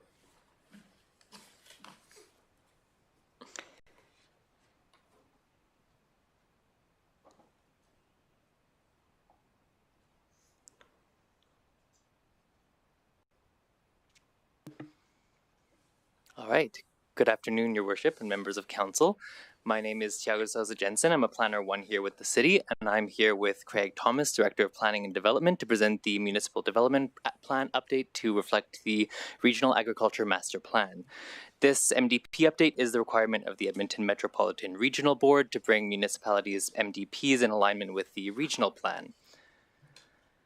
To give some background, the EMRB growth plan was approved by the province in October 2017. This plan acknowledged agricultural land as a regional asset and acknowledged agriculture as a regional economic opportunity as well. The growth plan gave direction for the development and adoption of the Regional Agriculture Master Plan. That's the RAMP. The RAMP was approved and adopted by the province in 2021 as an amendment to the growth plan. The RAMP required municipalities to prepare regional context statements identifying alignment or diversion of their respective MDP policies from the RAMP. Subsequently, it required updates to the MDPs to address any gaps within 2 years of the RAMP coming into effect. Council approved the regional context statement in October 2023. Council gave first reading to this bylaw to update the MDP on September 10th, 2024, and the public hearing was held that same day. Following that, the MDP update was submitted for EMRB approval under the Regional Evaluation Framework process. This was completed in November 2024. Today, we're bringing the bylaw back for second and third reading. To give a little bit more context to the RAMP policy areas, the RAMP framework establishes 4 policy areas in the Edmonton metropolitan region. Policy areas 1 and 2 largely apply to the rural portion of the region, so they're shown in green and pink. Then policy area 3 in light yellow and policy area 4 in gray apply to Fort Saskatchewan. So here is a zoomed in version of the same map. Policy area 3 are the agriculture in transition lands. So under this designation, the RAMP recognizes that these are planned for future urban development but are currently used for agriculture. In the fort, we have lands under agriculture in the Industrial Reserve area, the Urban Reserve, and the newly annexed lands that fall under this designation. The intent of the designation is to continue the agricultural use until such a time as the lands are needed for urban development. Policy Area 4 is urban agriculture, which applies to built-out lands within the city. The intent of the designation is to create awareness about agriculture and support agribusiness and value-added agriculture in the city as well. To sum up, Policy Areas 3 and 4 apply to Fort Sask's lands and are tailored to marrying urban development with agricultural uses as development continues. To do that, the following changes are being made to the Municipal Development Plan. The city's MDP already has policies regarding premature conversion and fragmentation of agricultural lands until they were required for contiguous urban development in accordance with the approved area structure plan. So the key policies that are being added are regarding 1, maintaining access and roads to accommodate agricultural machinery for existing agriculture to continue as normal until development patterns change. 2, there's policies regarding enhanced topsoil management. 3, we have policies ensuring compatible land use patterns between agricultural and non-agricultural uses. And 4, we have policies requiring an urban agriculture plan to create a public awareness and support agricultural operations as long as possible as well. Public hearing was held in September 10th, and the EMRB acknowledgement of the fulfillment of the Regional Evaluation Framework process was received in November 2024 and is attached in the council package. That concludes my presentation, and I'd like to answer any questions that council might have. Okay, thank you. I've got the $1 million question, but I'm going to put it to Mr. Fleming. So with the recent announcement that the EMRB is no longer going to be funded, do you have any vision of how any of these policies or bylaws are going to be affected going forward? I mean, through your worship, these are our policies and bylaws, so I would say my assumption is that most likely the EMRB regulation will no longer be enforced after March. And then the city would no longer have to make sure our policies and bylaws are consistent with the EMRB's growth plan and their work. So we may want to keep them as they are, or we may want to change them after that point in time. But so this is kind of based on assumption, so we still have to see how the next few months play out. But so then my second question, so it's would be right to approve them now and then deal with whatever comes after March 31st of 2025? Yeah, through your worship, especially these ones, they seem pretty straightforward to me. There's nothing in here I feel like we're being forced to do necessarily. I mean, we were forced to do the body of work, but the policies themselves seem okay. But yeah, I think going forward, it would just give you more flexibility to decide if you wanted to change them or not. Okay, thank you. Councillor Kelly? Thank you. I'm pretty sure I know the answer to this, but I'm going to ask the question anyway. there's nothing within this plan that's going to change the way the city operates, correct? Through your worship to Councillor Kelly, in terms of operations, we have, for example, like I mentioned, some policies that change the way the topsoil is managed within the city. In terms of any fundamental changes to processes, I would agree that there's no fundamental change, no. And I think the topsoil component is the important part. The rest of it, I think, is very much motherhood, and I think we already had that in place. So appreciate the work. Thank you. Okay, thank you, Councillor Nguyen. I commented and I had some questions on the topsoil management part of this last time, and it does say that, you know, we're going to engage with, or when soils exported to other municipalities will engage with the neighboring municipalities. So what does that entail? Are you going to call Strathcona County and say, hey, we've got a little topsoil coming your way? Like, is our dirt okay to bring to you, and vice versa? But in all seriousness, what's the plan? What's going to happen? Obviously, all the new ASP areas are getting stripped eventually, and so yeah, do we need to keep that? How are we going to keep it here if nobody else wants to take our dirt, and vice versa, because they've all adopted the ramp? Maybe elaborate on that a bit. Yeah, through your worship to Councillor Nguyen. So at this point, what we're doing is basically kind of identifying or setting out the policy within our municipal development plan.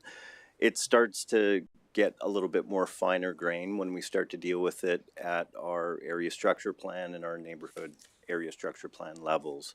So really some of the details as to how that's going to be done is going to be worked out there.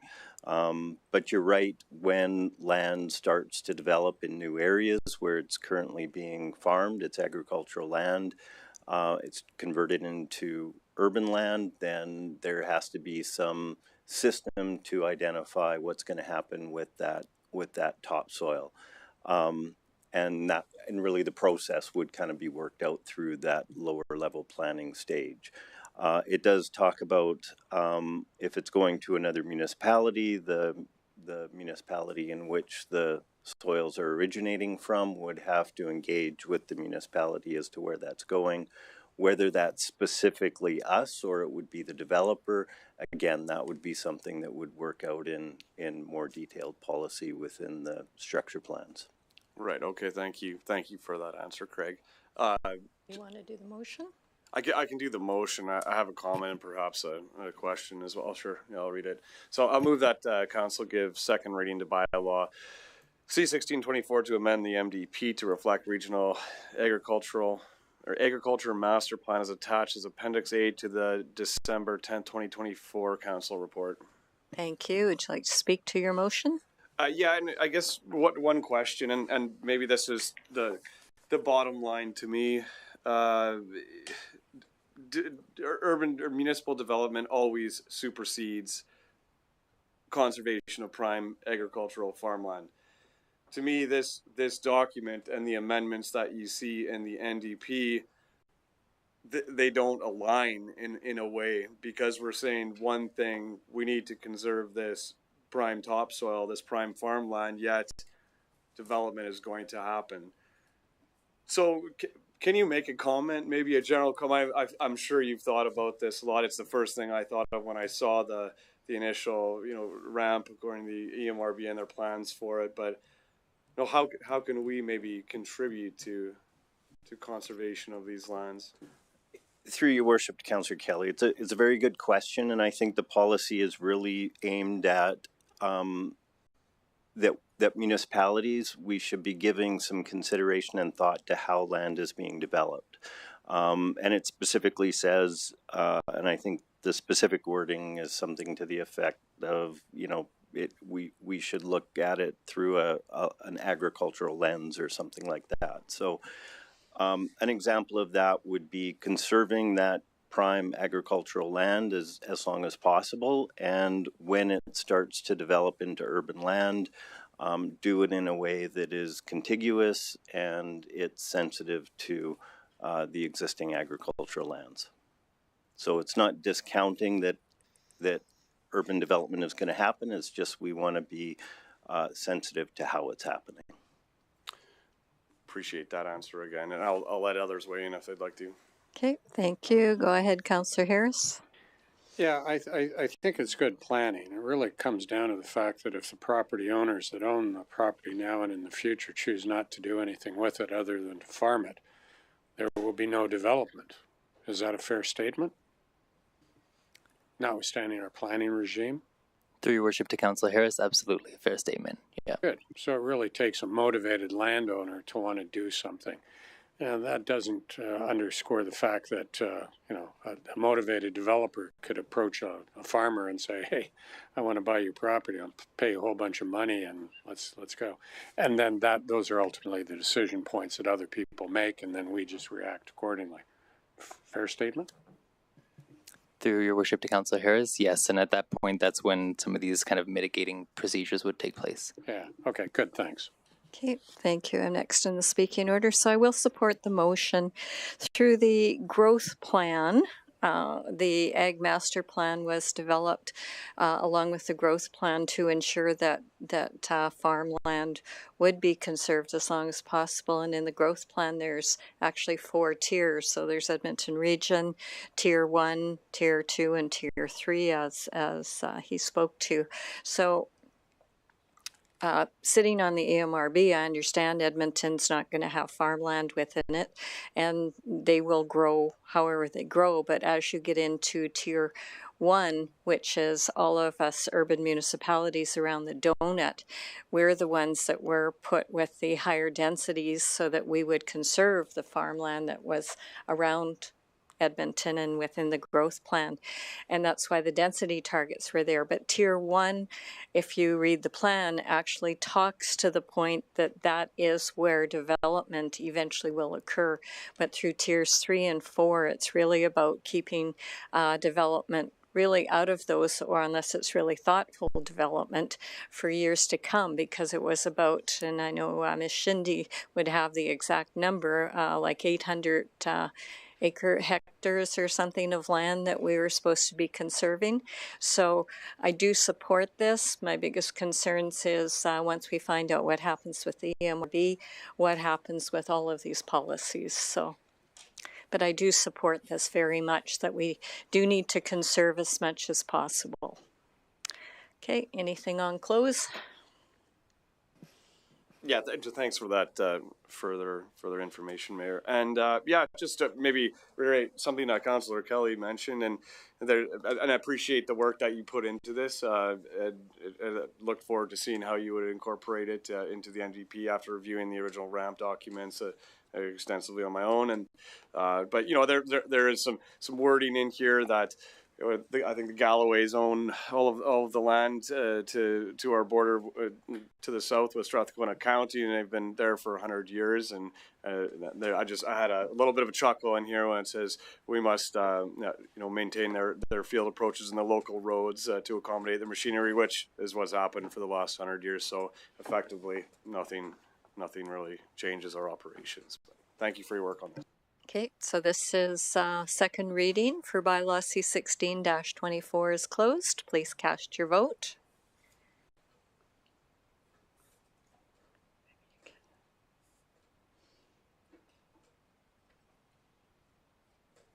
And that is carried unanimously, and you can continue with third.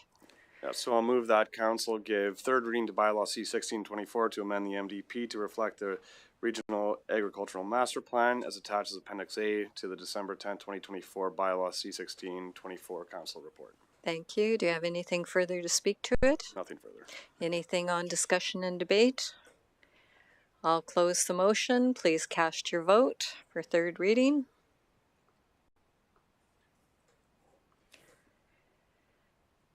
And that is carried unanimously. Thank you. Okay, we're going to push forward. We're going to do 9.4, the user rates and charges, and then we will take a break, a recess.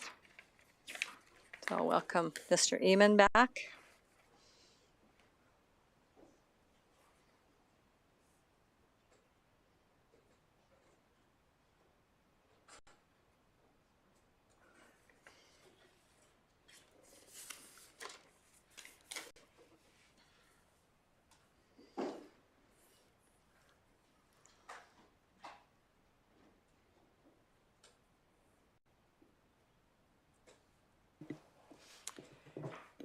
Thank you, and again, good afternoon, Your Worship and members of council. My name is Jeremy Eamon, Chief Financial Officer for the city, and I'm here to present administration's report and to request that council give 3 readings to bylaw C24-24, which establishes the 2025 user fees and charges for services provided by the City of Fort Saskatchewan. The city establishes and collects user fees and charges in accordance with the User Fees and Charges Policy, FIN 009-C, and related procedures. The policy's guiding principles and key factors provide a consistent and transparent approach for reviewing and establishing user fees and charges for goods and services offered by the city. Information on the city's user fees and charges, established in accordance with the policy, was presented to council for deliberation during the 2025 budget meetings. Bylaw C24-24 reflects the user fees and charges established through policy and the 2025 budget process, inclusive of adjustments based on decisions made by council. In order to collect revenue from user fees and charges recognized within the 2025 budget, it is necessary for council to approve this bylaw. Following third reading of the bylaw and user fee schedule will be posted to the city's website. Administration recommends that council give 3 readings to bylaw C24-24, which establishes the 2025 user fees and charges for services provided by the City of Fort Saskatchewan. And that concludes my presentation. I'm happy to answer any questions at this time. Okay, thank you. Are there any questions, Mr. Eamon? Not seeing any. What is the wish of council? Councillor Macon?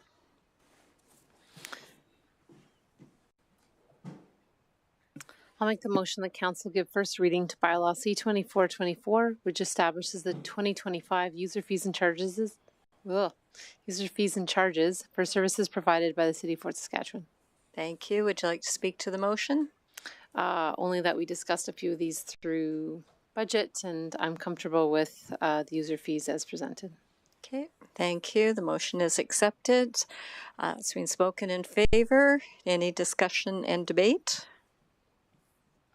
Not seeing any. Anything on close? No, thank you. Motion is now closed for first reading. Please cast your vote.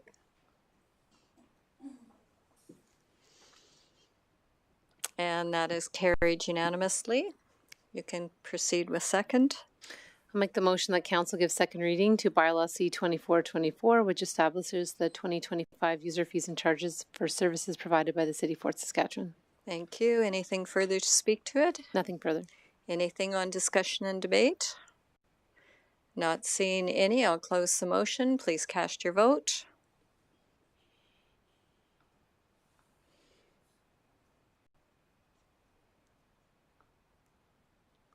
That is carried unanimously. You can proceed with.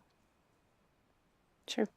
I'll make the motion that council provide unanimous consent to proceed with third and final reading to bylaw C24-24, which establishes the 2025 user fees and charges for services provided by the City of Fort Saskatchewan. Okay, thank you. And although everybody's voted in favor of the first 2, if anybody chooses not to vote for this, we would have to hold a special meeting so that they could get these put into place beforehand, just as an information. So anything on this?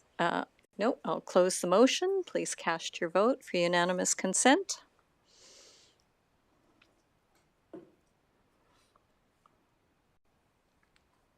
And that is carried unanimously, and you may proceed with third. I'll make the motion that council give third reading to bylaw C24-24, which establishes the 2025 user fees and charges for services provided by the City of Fort Saskatchewan. Okay, thank you. Anything further on that one? Nope, thank you. Anything on discussion and debate? Not seeing any. I'll close the motion. Please cast your vote.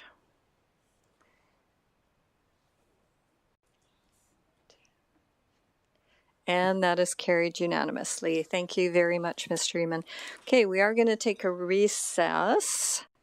We'll take a 15-minute recess. So if you can be back in your seats at 3:25, that'll give everybody about 15 minutes. So we will recess.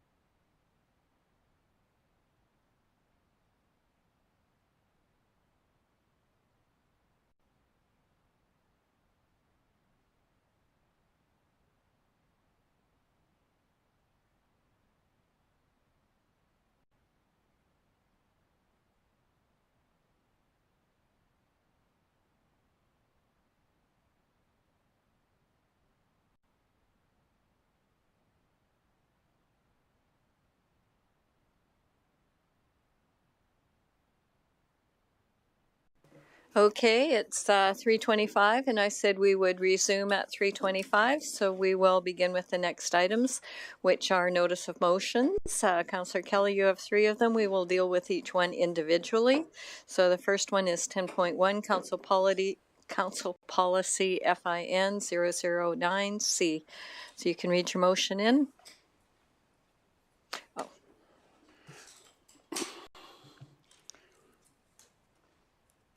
Yes, I just wanted to make sure that I'm looking at the same one that shows up on the screen. Thank you.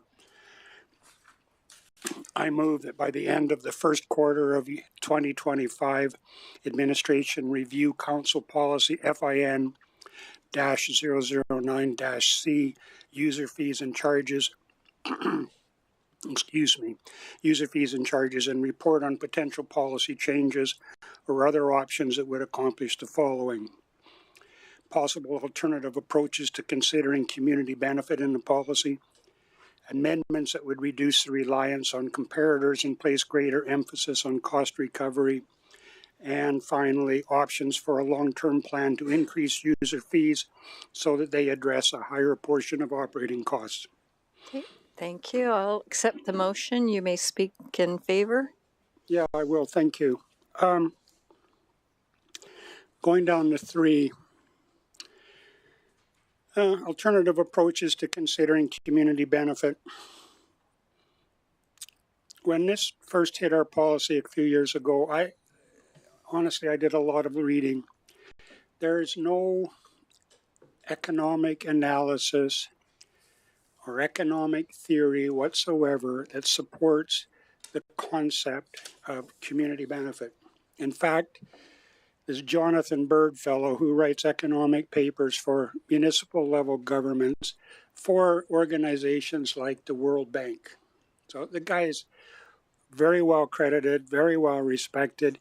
He addresses this subject and he said it doesn't work. It's not applicable. The policy edition was based on a report that was commissioned, largely on a report that was commissioned for a municipality in Ontario. I read that report. In fact, at the time, I read it more than once. The report was authored by the same consulting firm that authored our swimming pool studies, the series of 3.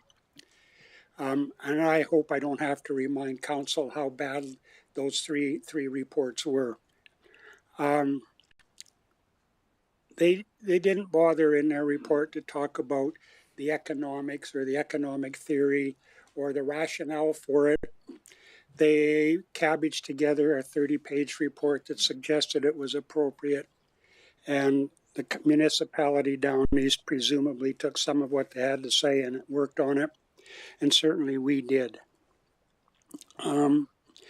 If we're going to examine community benefit and have it a part of the fee structure in general, then there needs to be a way to value the benefit. And additionally, I would suggest value the community contribution that is already in place. And that community contribution goes, in Fort Saskatchewan at least, to providing the facility, to providing in almost everything we do more than 50% of the operating costs and the facility over and above. I would suggest also that the community benefit provides, or the community, provides the infrastructure that allows our facilities to exist. So we provide, through the general tax base, the utilities systems, the roadwork systems, the administrative systems that we have in place, the municipal enforcement systems, everything that we have in place to have that facility before even a hole gets dug in the ground. So, and it caused me some consternation in this budget term because there's more and more reference in the fee descriptions to community benefit. So moving on. Reduce the reliance on comparators and place greater emphasis on cost recovery. I had very recently watched our neighbor to the south a section of their council meeting, budget meeting, when they discussed their user fees and charges bylaw, or at least their user fees and charges schedule. The reliance on comparators, it's always been my suspicion that all municipalities simply reach out and talk to everybody else and what are you charging, and or look online, what are we charging, and nobody wants to stand above, so we all fall in line. Our neighbor certainly did exactly that. In fact, the only thing, and I'm sure their fees and charges schedule or catalog is multiple times thicker than ours. And they referenced the fact that they looked at the comparators, and out of everything in their using fees and charges schedule, the only thing that caused administration concern was that there was a group of about 30 senior citizens who had golf memberships, and administration thought they were abusing their golf memberships over the course of the summer, so they were going to get rid of that. So the entire county with I'm not sure, a $400 million budget in their user fees and charges, that was the only discussion.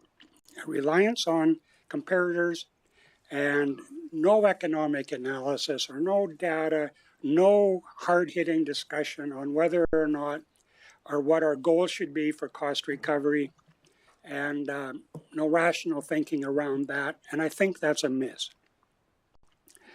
And so the last bullet point, this is my 8th budget on council. I have, I think, repeatedly mentioned that user fees only make sense if they're tagged to something. We have to look at our costs, and user fees have to pick up a reasonable portion of the costs. Back to the Bird economic reports that are, or essays that have been done that are available online. That's the primary point of his discussion. Is that a municipality that undercharges for its services invariably then allocates uneconomically. So let me put that in perspective. I have multiple times, but I think it's worth repeating, and I apologize if you've heard this already before. I guess I know you have. If I own a liquor establishment in Fort Saskatchewan, and I could tax the residents 2/3 of the price of the beer so that I only had to cover 1/3 of my cost for the beer, and the room and my utilities and everything else were paid for, I would have absolutely the busiest bar in North America. And that's the point about economics. You must charge. There has to be a reconciliation between the charge and what it costs. That's how we establish in our system a reasonable allocation of resources. There's other systems in the world that use different methodologies, but there's none that are as good as that system. So I'm going to leave it at that. It is simply, all of these motions arise from our budget discussions. I suppose arise from my 8 years going through budgets. And I do think that given the fact that we're looking at, what did I say earlier, 26% over the next 3 years, based on today's estimate for property tax increase, that it behooves this council to take a look at everything that undermines the budget, potential extra revenues and potential cost cutting, and do the best we can before we hand the torch over to the next council. So I would appreciate council supporting the motion. It simply asks for a report. The report will come back, and at that time, I'm sure we can have a wholesome discussion on what council feels is appropriate. Thank you. Okay, thank you. So this motion is open for discussion and debate. Councillor Macon. Thank you.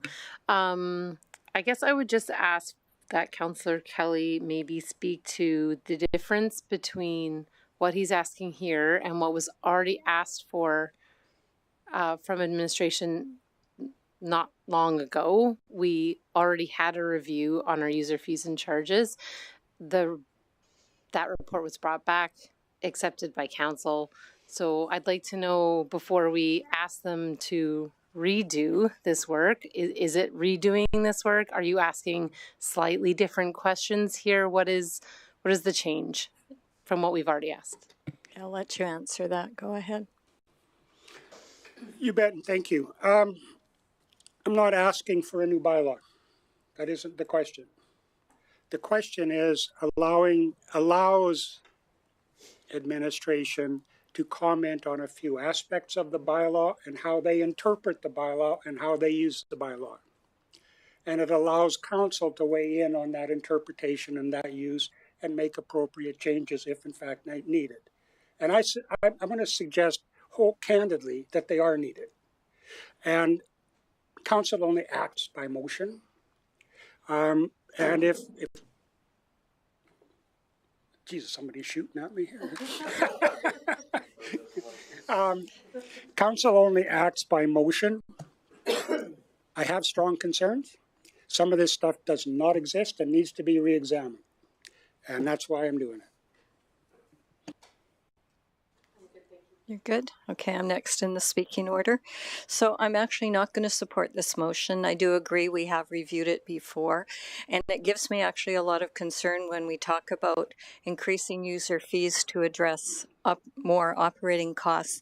I think in our community it's really important, and we heard it even from Dow when they talked about providing funding for the pool, and saying that, well, we're going to give this endowment fund so that we can have something so everyone can play, because if you're going to build a facility, we want people to be able to access it. And I think my greatest concern becomes if you make your user fees so high, only those who have substantial incomes pretty soon are the only ones that are going to be having their children and their families going to use these facilities. I think our community has been very receptive in the past to what the user fees are, and it's just my concern that every time you talk about bumping them up, you are now eliminating another group of individuals. I think if we are somewhat comparable with the other municipalities, maybe I can live with that. But I also think we can have the Maiden Fort Saskatchewan, where we don't have to be the highest or even be the mid-market on that. So I personally don't see any benefit in staff having to do this work at this time. So for me, I won't be supporting it. Councillor Blizzard? I will not be supporting this. I don't see, if we were a business, and I guess in some sense a city could be considered a business, but we are a government body. If I was a business, if I owned an arena, you bet I would want cost recovery because I'm making money on it. We are not a business. We want kids to play. We want people to use it. And if we put cost recovery, say we decided at the Dow Centennial Center, the gym for full cost recovery is $35 per person coming in, we're going to have less people, which means it's got to go up because there's less people. So now it's got to be $50, which means even less come. I think cost recovery is a dream. I don't think in government cost recovery is a full cost recovery is something that can be done in a lot of facilities, and I don't see spending a lot of time addressing this because I agree we have talked about this before. Okay, thank you, Councillor Nguyen. Whoops, just a second here. Go ahead. Yeah, Councillor Kelly, I appreciate you bringing this forward motion, and I do agree. There's a lot of validity with your comments and your concerns with user fee policies in general. And I think we've spoken about this before, but I do agree reducing reliance on comparison on comparators is a good idea, so that it's not just somebody else is doing something. So this is what we should set a price point at for user fees. Defining the community benefit, I think, is a good idea, and I think that can be at times a blanket statement, and so considering some work on that, I think could be beneficial to the overall user fee schedule. However, I do think this is a little bit aggressive. I don't quite agree with your third option for higher user fees to cover operating costs. And the reason I don't, and you can address this later, but the reason I don't is because this is a blanket statement that applies to every single fee and charge that we have in our policy. And I've heard you question in the past, an SDAB appeal fee, and I actually agreed with that one. There should be a substantial cost for challenging a development permit that has gone through the city already. However, when it comes to recreation facilities and just access to recreation, increasing user fees so that it's unattainable, and that could be very well the case for many citizens of Fort Saskatchewan, is something that I would not be getting on board with. But my main concern with the third point is that it seems to request that every single fee and charge in the policy get examined according to like risk benefit, and then of increasing to that particular fee. So if this, and I could be misinterpreting the attention here, but if that is what administration is going to do, every single user fee, and say, okay, this is what's going to happen if we increase it to this much, and then we're potentially debating every single user fee, that to me is a risk in itself of something that council doesn't have the time or capacity for in ways. So that's what I'll say for right now. I think there's as well, there's some red tape and barriers for the state of construction industry and permitting. If you're going to increase, blanket increase fees, a percentage, if that was any intention of yours, and so that could be seen if council decided on that as against business in a lot of ways. So I do have concerns with that third one for the wording of it and the interpretation that it would be taken back to administration. Okay, thank you. Councillor Batoye. Sorry, I'm just going to close this a little bit. So thank you, Councillor Kelly, for bringing this notice of motion forward. My first comments about that is a couple of years ago, you brought a notice of motion very similar. There's a few additions from that motion, and a report was brought back, as it has been said. And I actually asked for a copy of that notice of motion from a couple of years ago. There's definitely a lot of similarities with this one. The second thing is that we actually just passed the fees and charges bylaw today. And so I believe that that's something that's reviewed annually by administration. And they can probably take some of these comments that you've highlighted, into the review as you're going to be reviewing it in the next 1 year. But the one reason, or the few reasons I'm against this notice of motion is, a few points have been made already. Impact on affordability. Especially low-income families, they will be disproportionately impacted by an increase in user fee. There could potentially be a reduced participation. So if there's reduced participation and higher fees, it has a nil effect. So we're not really achieving anything. And I think if we're overemphasizing on cost recovery, how do we measure intangible things like the benefits that people get from mental health impacts, for example? They're just things that we can't really measure in dollar and cents that are definitely benefits to our community that we just can't rule aside just because we're trying to measure dollar and cents. I agree with a lot of the points that Councillor Nguyen mentioned about the third point. That will definitely be, I think it will be a disadvantage. I'm not even sure if it's any municipality that does that right now. We have a model as a municipality. We collect property taxes to be able to provide services to our community that helps our community in various ways that, again, are intangible. We can't really measure. So for that reason, I wouldn't support this motion. I think that a report has been brought back a couple years ago, very similar points on this, and I was happy with that report. And I just don't think I'll support this motion as it sits. Thank you. Okay, thank you. That looks like all the discussion debate, so I'll go to Councillor Kelly for closing remarks. Comments are not unexpected. For clarity, though, the original fees and charges bylaw did flow from a notice of motion of mine, but that was, I'm going to suggest 7 years ago, not a couple. No, the update came 2 years ago. That was an administrative initiative, not a council initiative. I don't know whether you guys looked at the emails chain primarily between Mr. Fleming and myself here a couple days ago, but I'm going to read something for the public record because this concerns me and it should concern everybody around this podium. Fort Saskatchewan, and I assume these are 23 expenses off the 23 provincial website, or off the website for calendar year 23.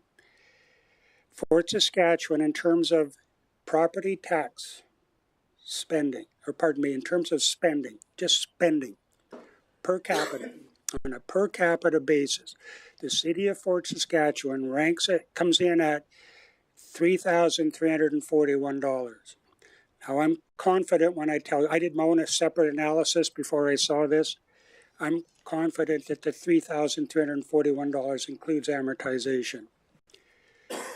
What is important to note, Fort Saskatchewan comes in higher than St. Albert, Lloydminster, Sylvan Lake, Camrose, Lacombe, Beaumont, Spruce Grove, Stony Plain, Black Falls, High River, Morinville, Okotoks, Wetaskiwin, Strathmore, Airdrie, Cochrane, Brooks, and Chestermere.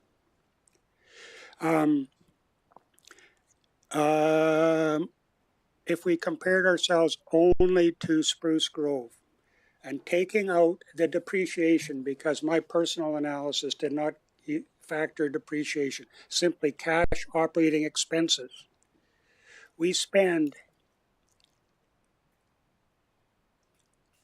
on $10 million for our budget every year more than the city of Spruce Grove. Now, I'm not saying we should operate like Spruce Grove. I'm saying that behooves us to have some discussion. As far as some of the comments, a big one always is affordability. And that was tied into now to the Dow funding or grant toward the Everyone Can Play program.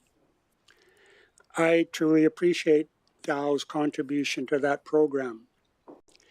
We have that program, and that program is in place to fund or help fund families that can't afford the recreation activities within the city of Fort Saskatchewan. So back to the economic analysis. You don't keep the fees low because you think people can't afford them. You have a program in place to assist people that can't afford them, and we have that. There are two separate actions here. One is providing the facility, and the other is helping those that can't afford to use it. And there is a distinction between being able to afford to use it and not wanting to pay more. And the normal response is, I can't afford it, when the actual statement should be, I just don't want to pay more. So back to my comments earlier. Again, I appreciate everybody's thoughts and analysis on this, but the fact of the matter is, we're looking at 26% increase over the next 3 years unless we find added sources of revenue and or we reduce costs. And that's as it stands today. I'm going to suggest that there's no way that 26% goes lower. It can only go higher. And if we complete our pool, which we're on track to do so, and we build a new fire hall, our standing in terms of municipal spending will be dramatically higher than where we sit now in the rankings.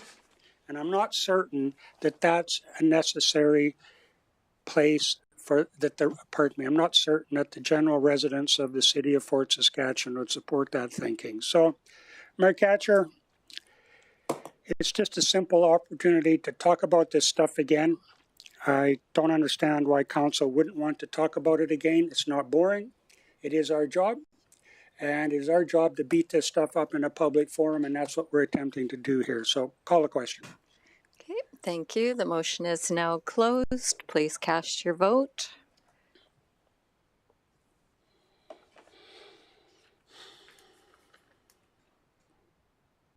And the motion is defeated 2-5. So you can continue on with your next one, 10.2, Operating and Capital Budget Policy Review Request. You can read it in.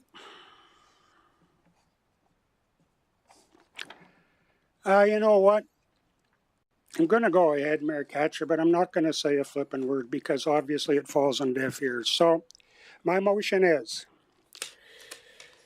I move that at the December 10, 24 council meeting, I will move, or pardon me, delete that. I'm reading what I have in front of me, not the actual motion. I move that by the end of the first quarter of 25, administration provide a report on the rationale for the city's strategies as set out in the operating and capital budgets policy for budgeting for ongoing and one-time capital projects, including information on how administration determines which capital expenditures are best funded through property tax revenues versus grant funds.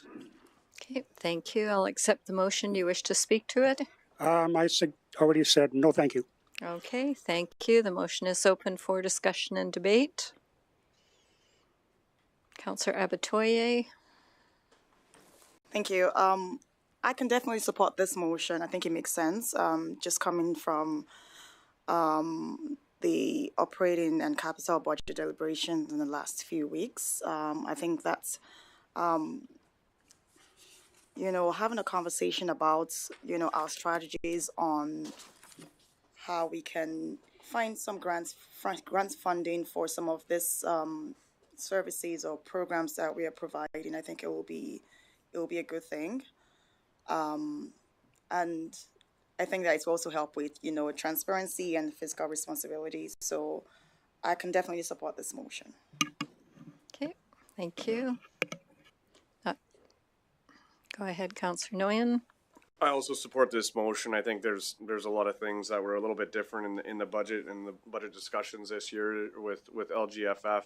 That's been a little bit of an up in the air topic for the last few years, moving away from MSI. So I think like going forward, if there's a plan that comes out of this that can make more of a concrete dedication or allocation of those funds, and with a more scheduled plan year to year, it could be quite beneficial to the budgeting process. So I support. Okay, thank you. Not seeing anyone else. Anything on close? No, thank you. Okay, thank you. The motion is closed. Please cast your vote.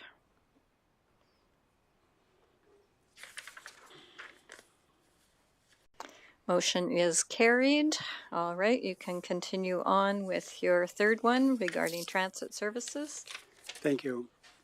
I move that by the end of the second quarter of 2025, administration provide a report outlining the rationale for the extension of current transit I think there's a wording issue here. The rationale for the extension of current let me start over. Administration provide a report outlining the rationale for the extension of transit service, as well as a rationale for how transit services are managed as the city grows. Okay, thank you. Would you like to speak to your motion? Yes, I would. We got an update in the spring from transit.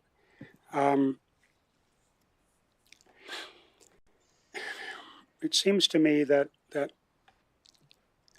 the rationale within or for the current and for the city's transit is essentially based and comes from 2015 and 16 when there were two separate studies done and transit was introduced to the city on a trial basis. There was a study to bring it in, and then a study when a concluding study when the trial run was done. I think it was a 2-year trial run at that time. I've read both studies. It's been a while ago, but I did read both. essentially this reports say the same thing. It's cut and paste. One paragraph can be found in the same wording on the same page in the second study. But in my opinion, the studies give what I would call an aspirational goal for the transit system. And there were lots of goals within the study that were highlighted. One was the spacing of the stops to 300 to 400 meters from any resident. Another aspirational goal was that when it came to cost recovery, the study suggested that within the first couple of years, 20% cost recovery, 17 to 20% could be expected, and that it should improve thereafter.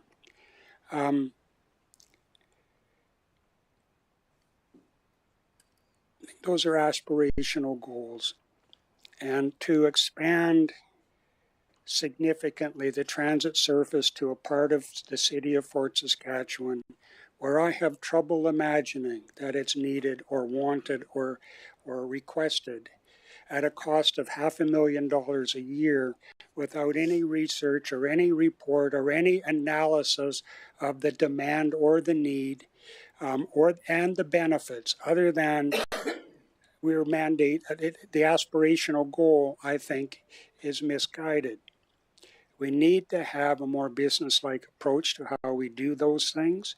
And there was a comment made earlier that it's frustrating when councillors don't support things like the budget. Well, if you don't support things like the budget, I think it behooves you to bring forward some options to perhaps rein the budget in and make the spending more relatable and or acceptable to the citizens of Fort Saskatchewan. And I think transit is an example.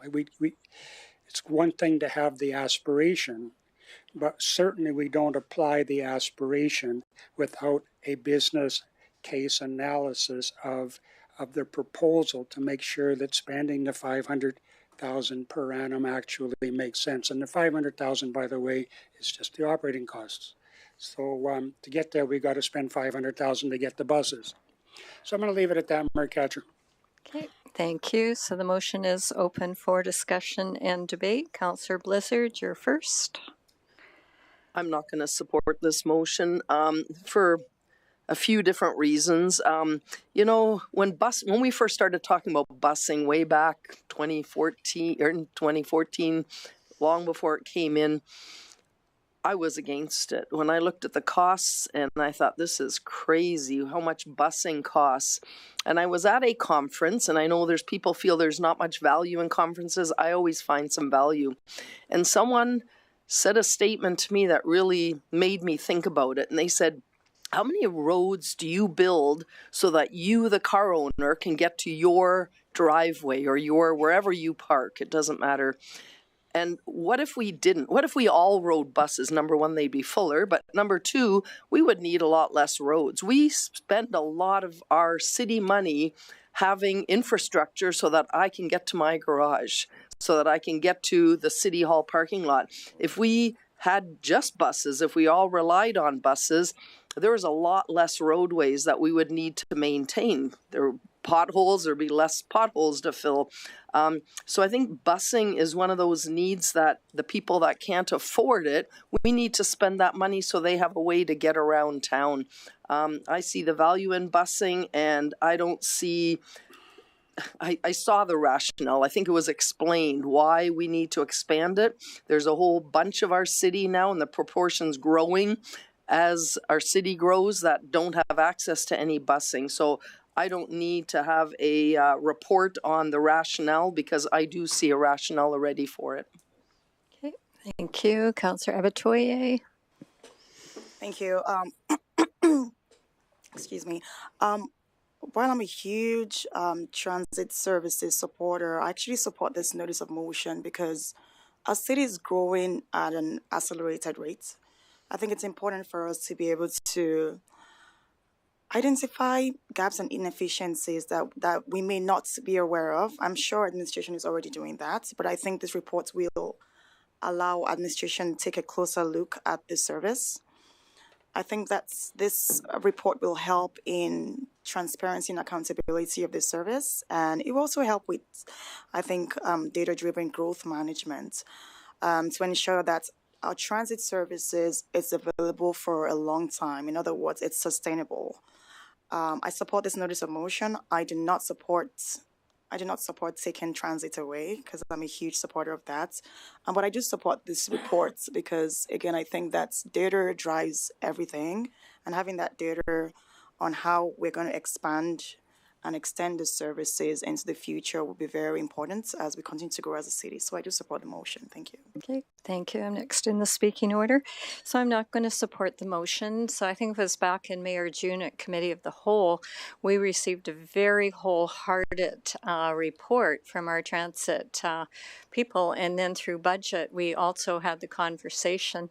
And at that point in time, I know there was a motion that was defeated. So to me, this just goes against council who voted against that motion at that time. Transit is very important. The city is growing to the south, no question. You go down by the hospital and you go to the traffic circle down there and around to the school, and we've just approved two development parcels that are going to be for higher use density. So it takes a generation to get people out of their cars, but if you never provide the service, they're never going to get out of their cars.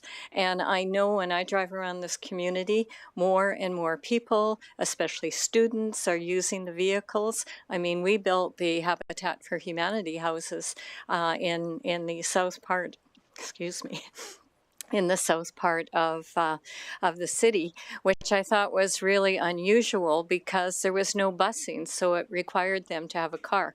But for me, it's time. We're going to have the Bridge Church that's going to be built out there. We're going to have, these apartments, this multifamily one. And to me, it's about getting people used to riding the bus. If you provide a good bus service, doesn't have to be Cadillac, but it has to be good, then I think we're going to start seeing less people utilizing their cars, especially students, and getting on and riding the bus. And that's one thing that I'm really proud of as I'm driving to work in my vehicle. But to see students, low-income people, people in general, seniors, like my mother, she would ride the bus. You have to provide the service, otherwise they can't get around. So, and I know we have heard that even from Robin Hood Association, how valued it is. So I can't support it on that because we already have heard this information back in the spring. So, okay, Councillor Nguyen, you're next. Just a second. Okay. Yeah, for the naysayers of this motion, I think this could provide some crucial data, some crucial rationale on a plan for long-term growth of the city integrated with current and future transit planning. I struggle with the logic that if we've approved an apartment building today, then we're obligated to have a transit route go out to wherever that apartment building got built. That commons area, the node that we've gone ahead with in the last year is not going to be built out for a couple years. So I'm not sure why that there was an immediate need for further transit investment at this point. And I mentioned that during budget deliberations on the heels of having some brand new buses break down. And when I inquired into how many multifamily dwellings are outside or not within the 200 or 400 meters it could have been of the routes, the existing routes we have, and I think it was one building. So what is the immediate or the imminent need for growing that service? But to me, this motion in front of us is making, having more details, having more data for a long-term plan of service for transit, and that to me is essential, considering the cost of this and the cost recovery that is realized. Okay, thank you, Councillor Macon. Thank you. I'll support the motion. I certainly don't see the results of this in any way as a justification to reduce service, but rather some more information being brought forward to help us make good decisions in the future. Certainly, I supported the transit moving into the new neighborhoods. We've established a service level for this community, and I don't see why that doesn't continue to stretch to our new areas. So I will support this motion. I think the information it will bring back is good for us to have. Okay, thank you. And Councillor Kelly on close. Mayor Katcher, on occasion we've allowed movers to weigh in on debate, not just open and close. Yep. I had my button clicked, but I didn't get recognized. But it doesn't matter. That would be on round 2. It does. So, it's good and enough. nobody else is on I've there. got I can close, but I do have a question for administration that they consider when they do their report. And as part of this, I went back and looked at the report, and certainly you discussed the expansion to South Fort, but there was not, in my mind and in my reading, no data on why. But it did give on page 11, you gave a chart that talked about the routes and the September, October, and November 23 boardings, as well as the June, July, and August 23 boardings. And you come out to, at the right edge of the chart, average boardings per revenue vehicle hour. When I do the calculations on that data, I get numbers that are significantly different. And I suspect that the problem is the revenue vehicle hours quoted, but I'm not certain, and I don't expect you to give me an answer today. This is a surprise to you. I would just like you to take a look at it as part of your report and confirm back to us what it actually is. Now on close, and unless there's other questions, I'm prepared to close. I'm not suggesting that we curtail the existing service at all. But what I am suggesting to council is that whether it be transit or a new swimming pool or a new park or a new arena or anything else new that costs significant dollars, and this costs significant dollars in my mind, that it behooves administration to bring a business case analysis to council to allow council to weigh the business case for spending the money on behalf of taxpayers. And that's all this motion is doing. It's not doing anything else. This motion didn't come from attending a conference. This is my own thinking, and I do think that as an accountant, I value getting proper return and value for the money you spend. And without doing the analysis, it's impossible to get that. And all I'm asking for in this motion is the analysis. Thank you. Okay, the motion is now closed. Please cast your vote.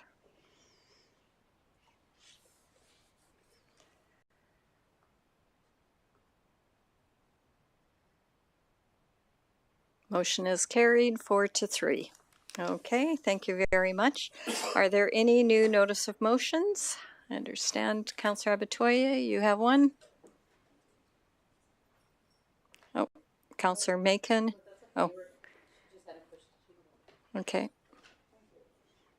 Go ahead, Councillor Abatoye, you can read it in. Thank you. At the January 28, 2025 council meeting, I'll move that by the end of the first quarter of 2025, administration provides a report on the feasibility and considerations for a project to design, acquire, and install light post burners within the city that honors veterans in the month of November. And the administration, one, consults with the Legion on their preferences for locations and ability to contribute or raise funds. 2, propose a project plan. And 3, consider all project costs, including design, purchase, and installation. Okay, thank you. Councillor Macon, you have one. I do, thank you. At the January 14th, 2024 council meeting, I will move that by the end of the first quarter 2025, administration provide a report on the city's ability to provide weekday evening local transit service and Saturday local transit service, and that the report include the operating and capital cost implications of each service, along with implementation timeline options and other relevant information. Okay, thank you. Oh, Councillor Kelly, you have one? I'm not convinced we need two reports on transit on different subjects. So I don't know why we couldn't build that into one report, Mr. Fleming. So I'll leave it up to you people to use your judgment. So this is And Councillor. of course, assuming Councillor Macon finds that acceptable. It's Councillor Macon's notice of motion, and I think it is probably outside of scope of what you have asked for. Yeah, through your worship, they're pretty different things. That motion will get voted on in early January, but I know we have a decent amount of that information already. So it was likely going to come back as a single report anyhow, but I'll discuss it with the team before we actually confirm that. Councillor Macon? I did consider that, Councillor Kelly, and I thought if we brought this on January 14th, then we could discuss even that the report dates be the same, and then they can just come back as one transit presentation. Okay. And I think it's fair to leave it as a separate notice of motion. As the chair. I would leave it separate, and council can vote on that one in January. If it passes, we can consider them as coming back as a single presentation. Okay, thank you. Are there any points of interest? I'll just say the Santa Claus Parade was really well attended this year. People seem to really enjoy the lights, and Mother Nature and Old Man Winter worked with us to ensure that it was only about -5 or something, so it was manageable, but it was really well attended, and it was nice to see so many people out there. Just shows people love coming downtown Fort Saskatchewan for events. Councillor inquiries of administration. Not seeing any, then I'll take a motion to go in camera as per the items under FOIP. Councillor Abatoye. Thank you. I'll make a motion that council goes in camera as per FOIP. Okay, thank you. The motion is closed. Please cast your vote. Okay, so if possible, because I'm still looking at the time to get our city manager out of here on time. Oh, I know you keep saying that. We'll just go straight up and deal with a couple items that we have.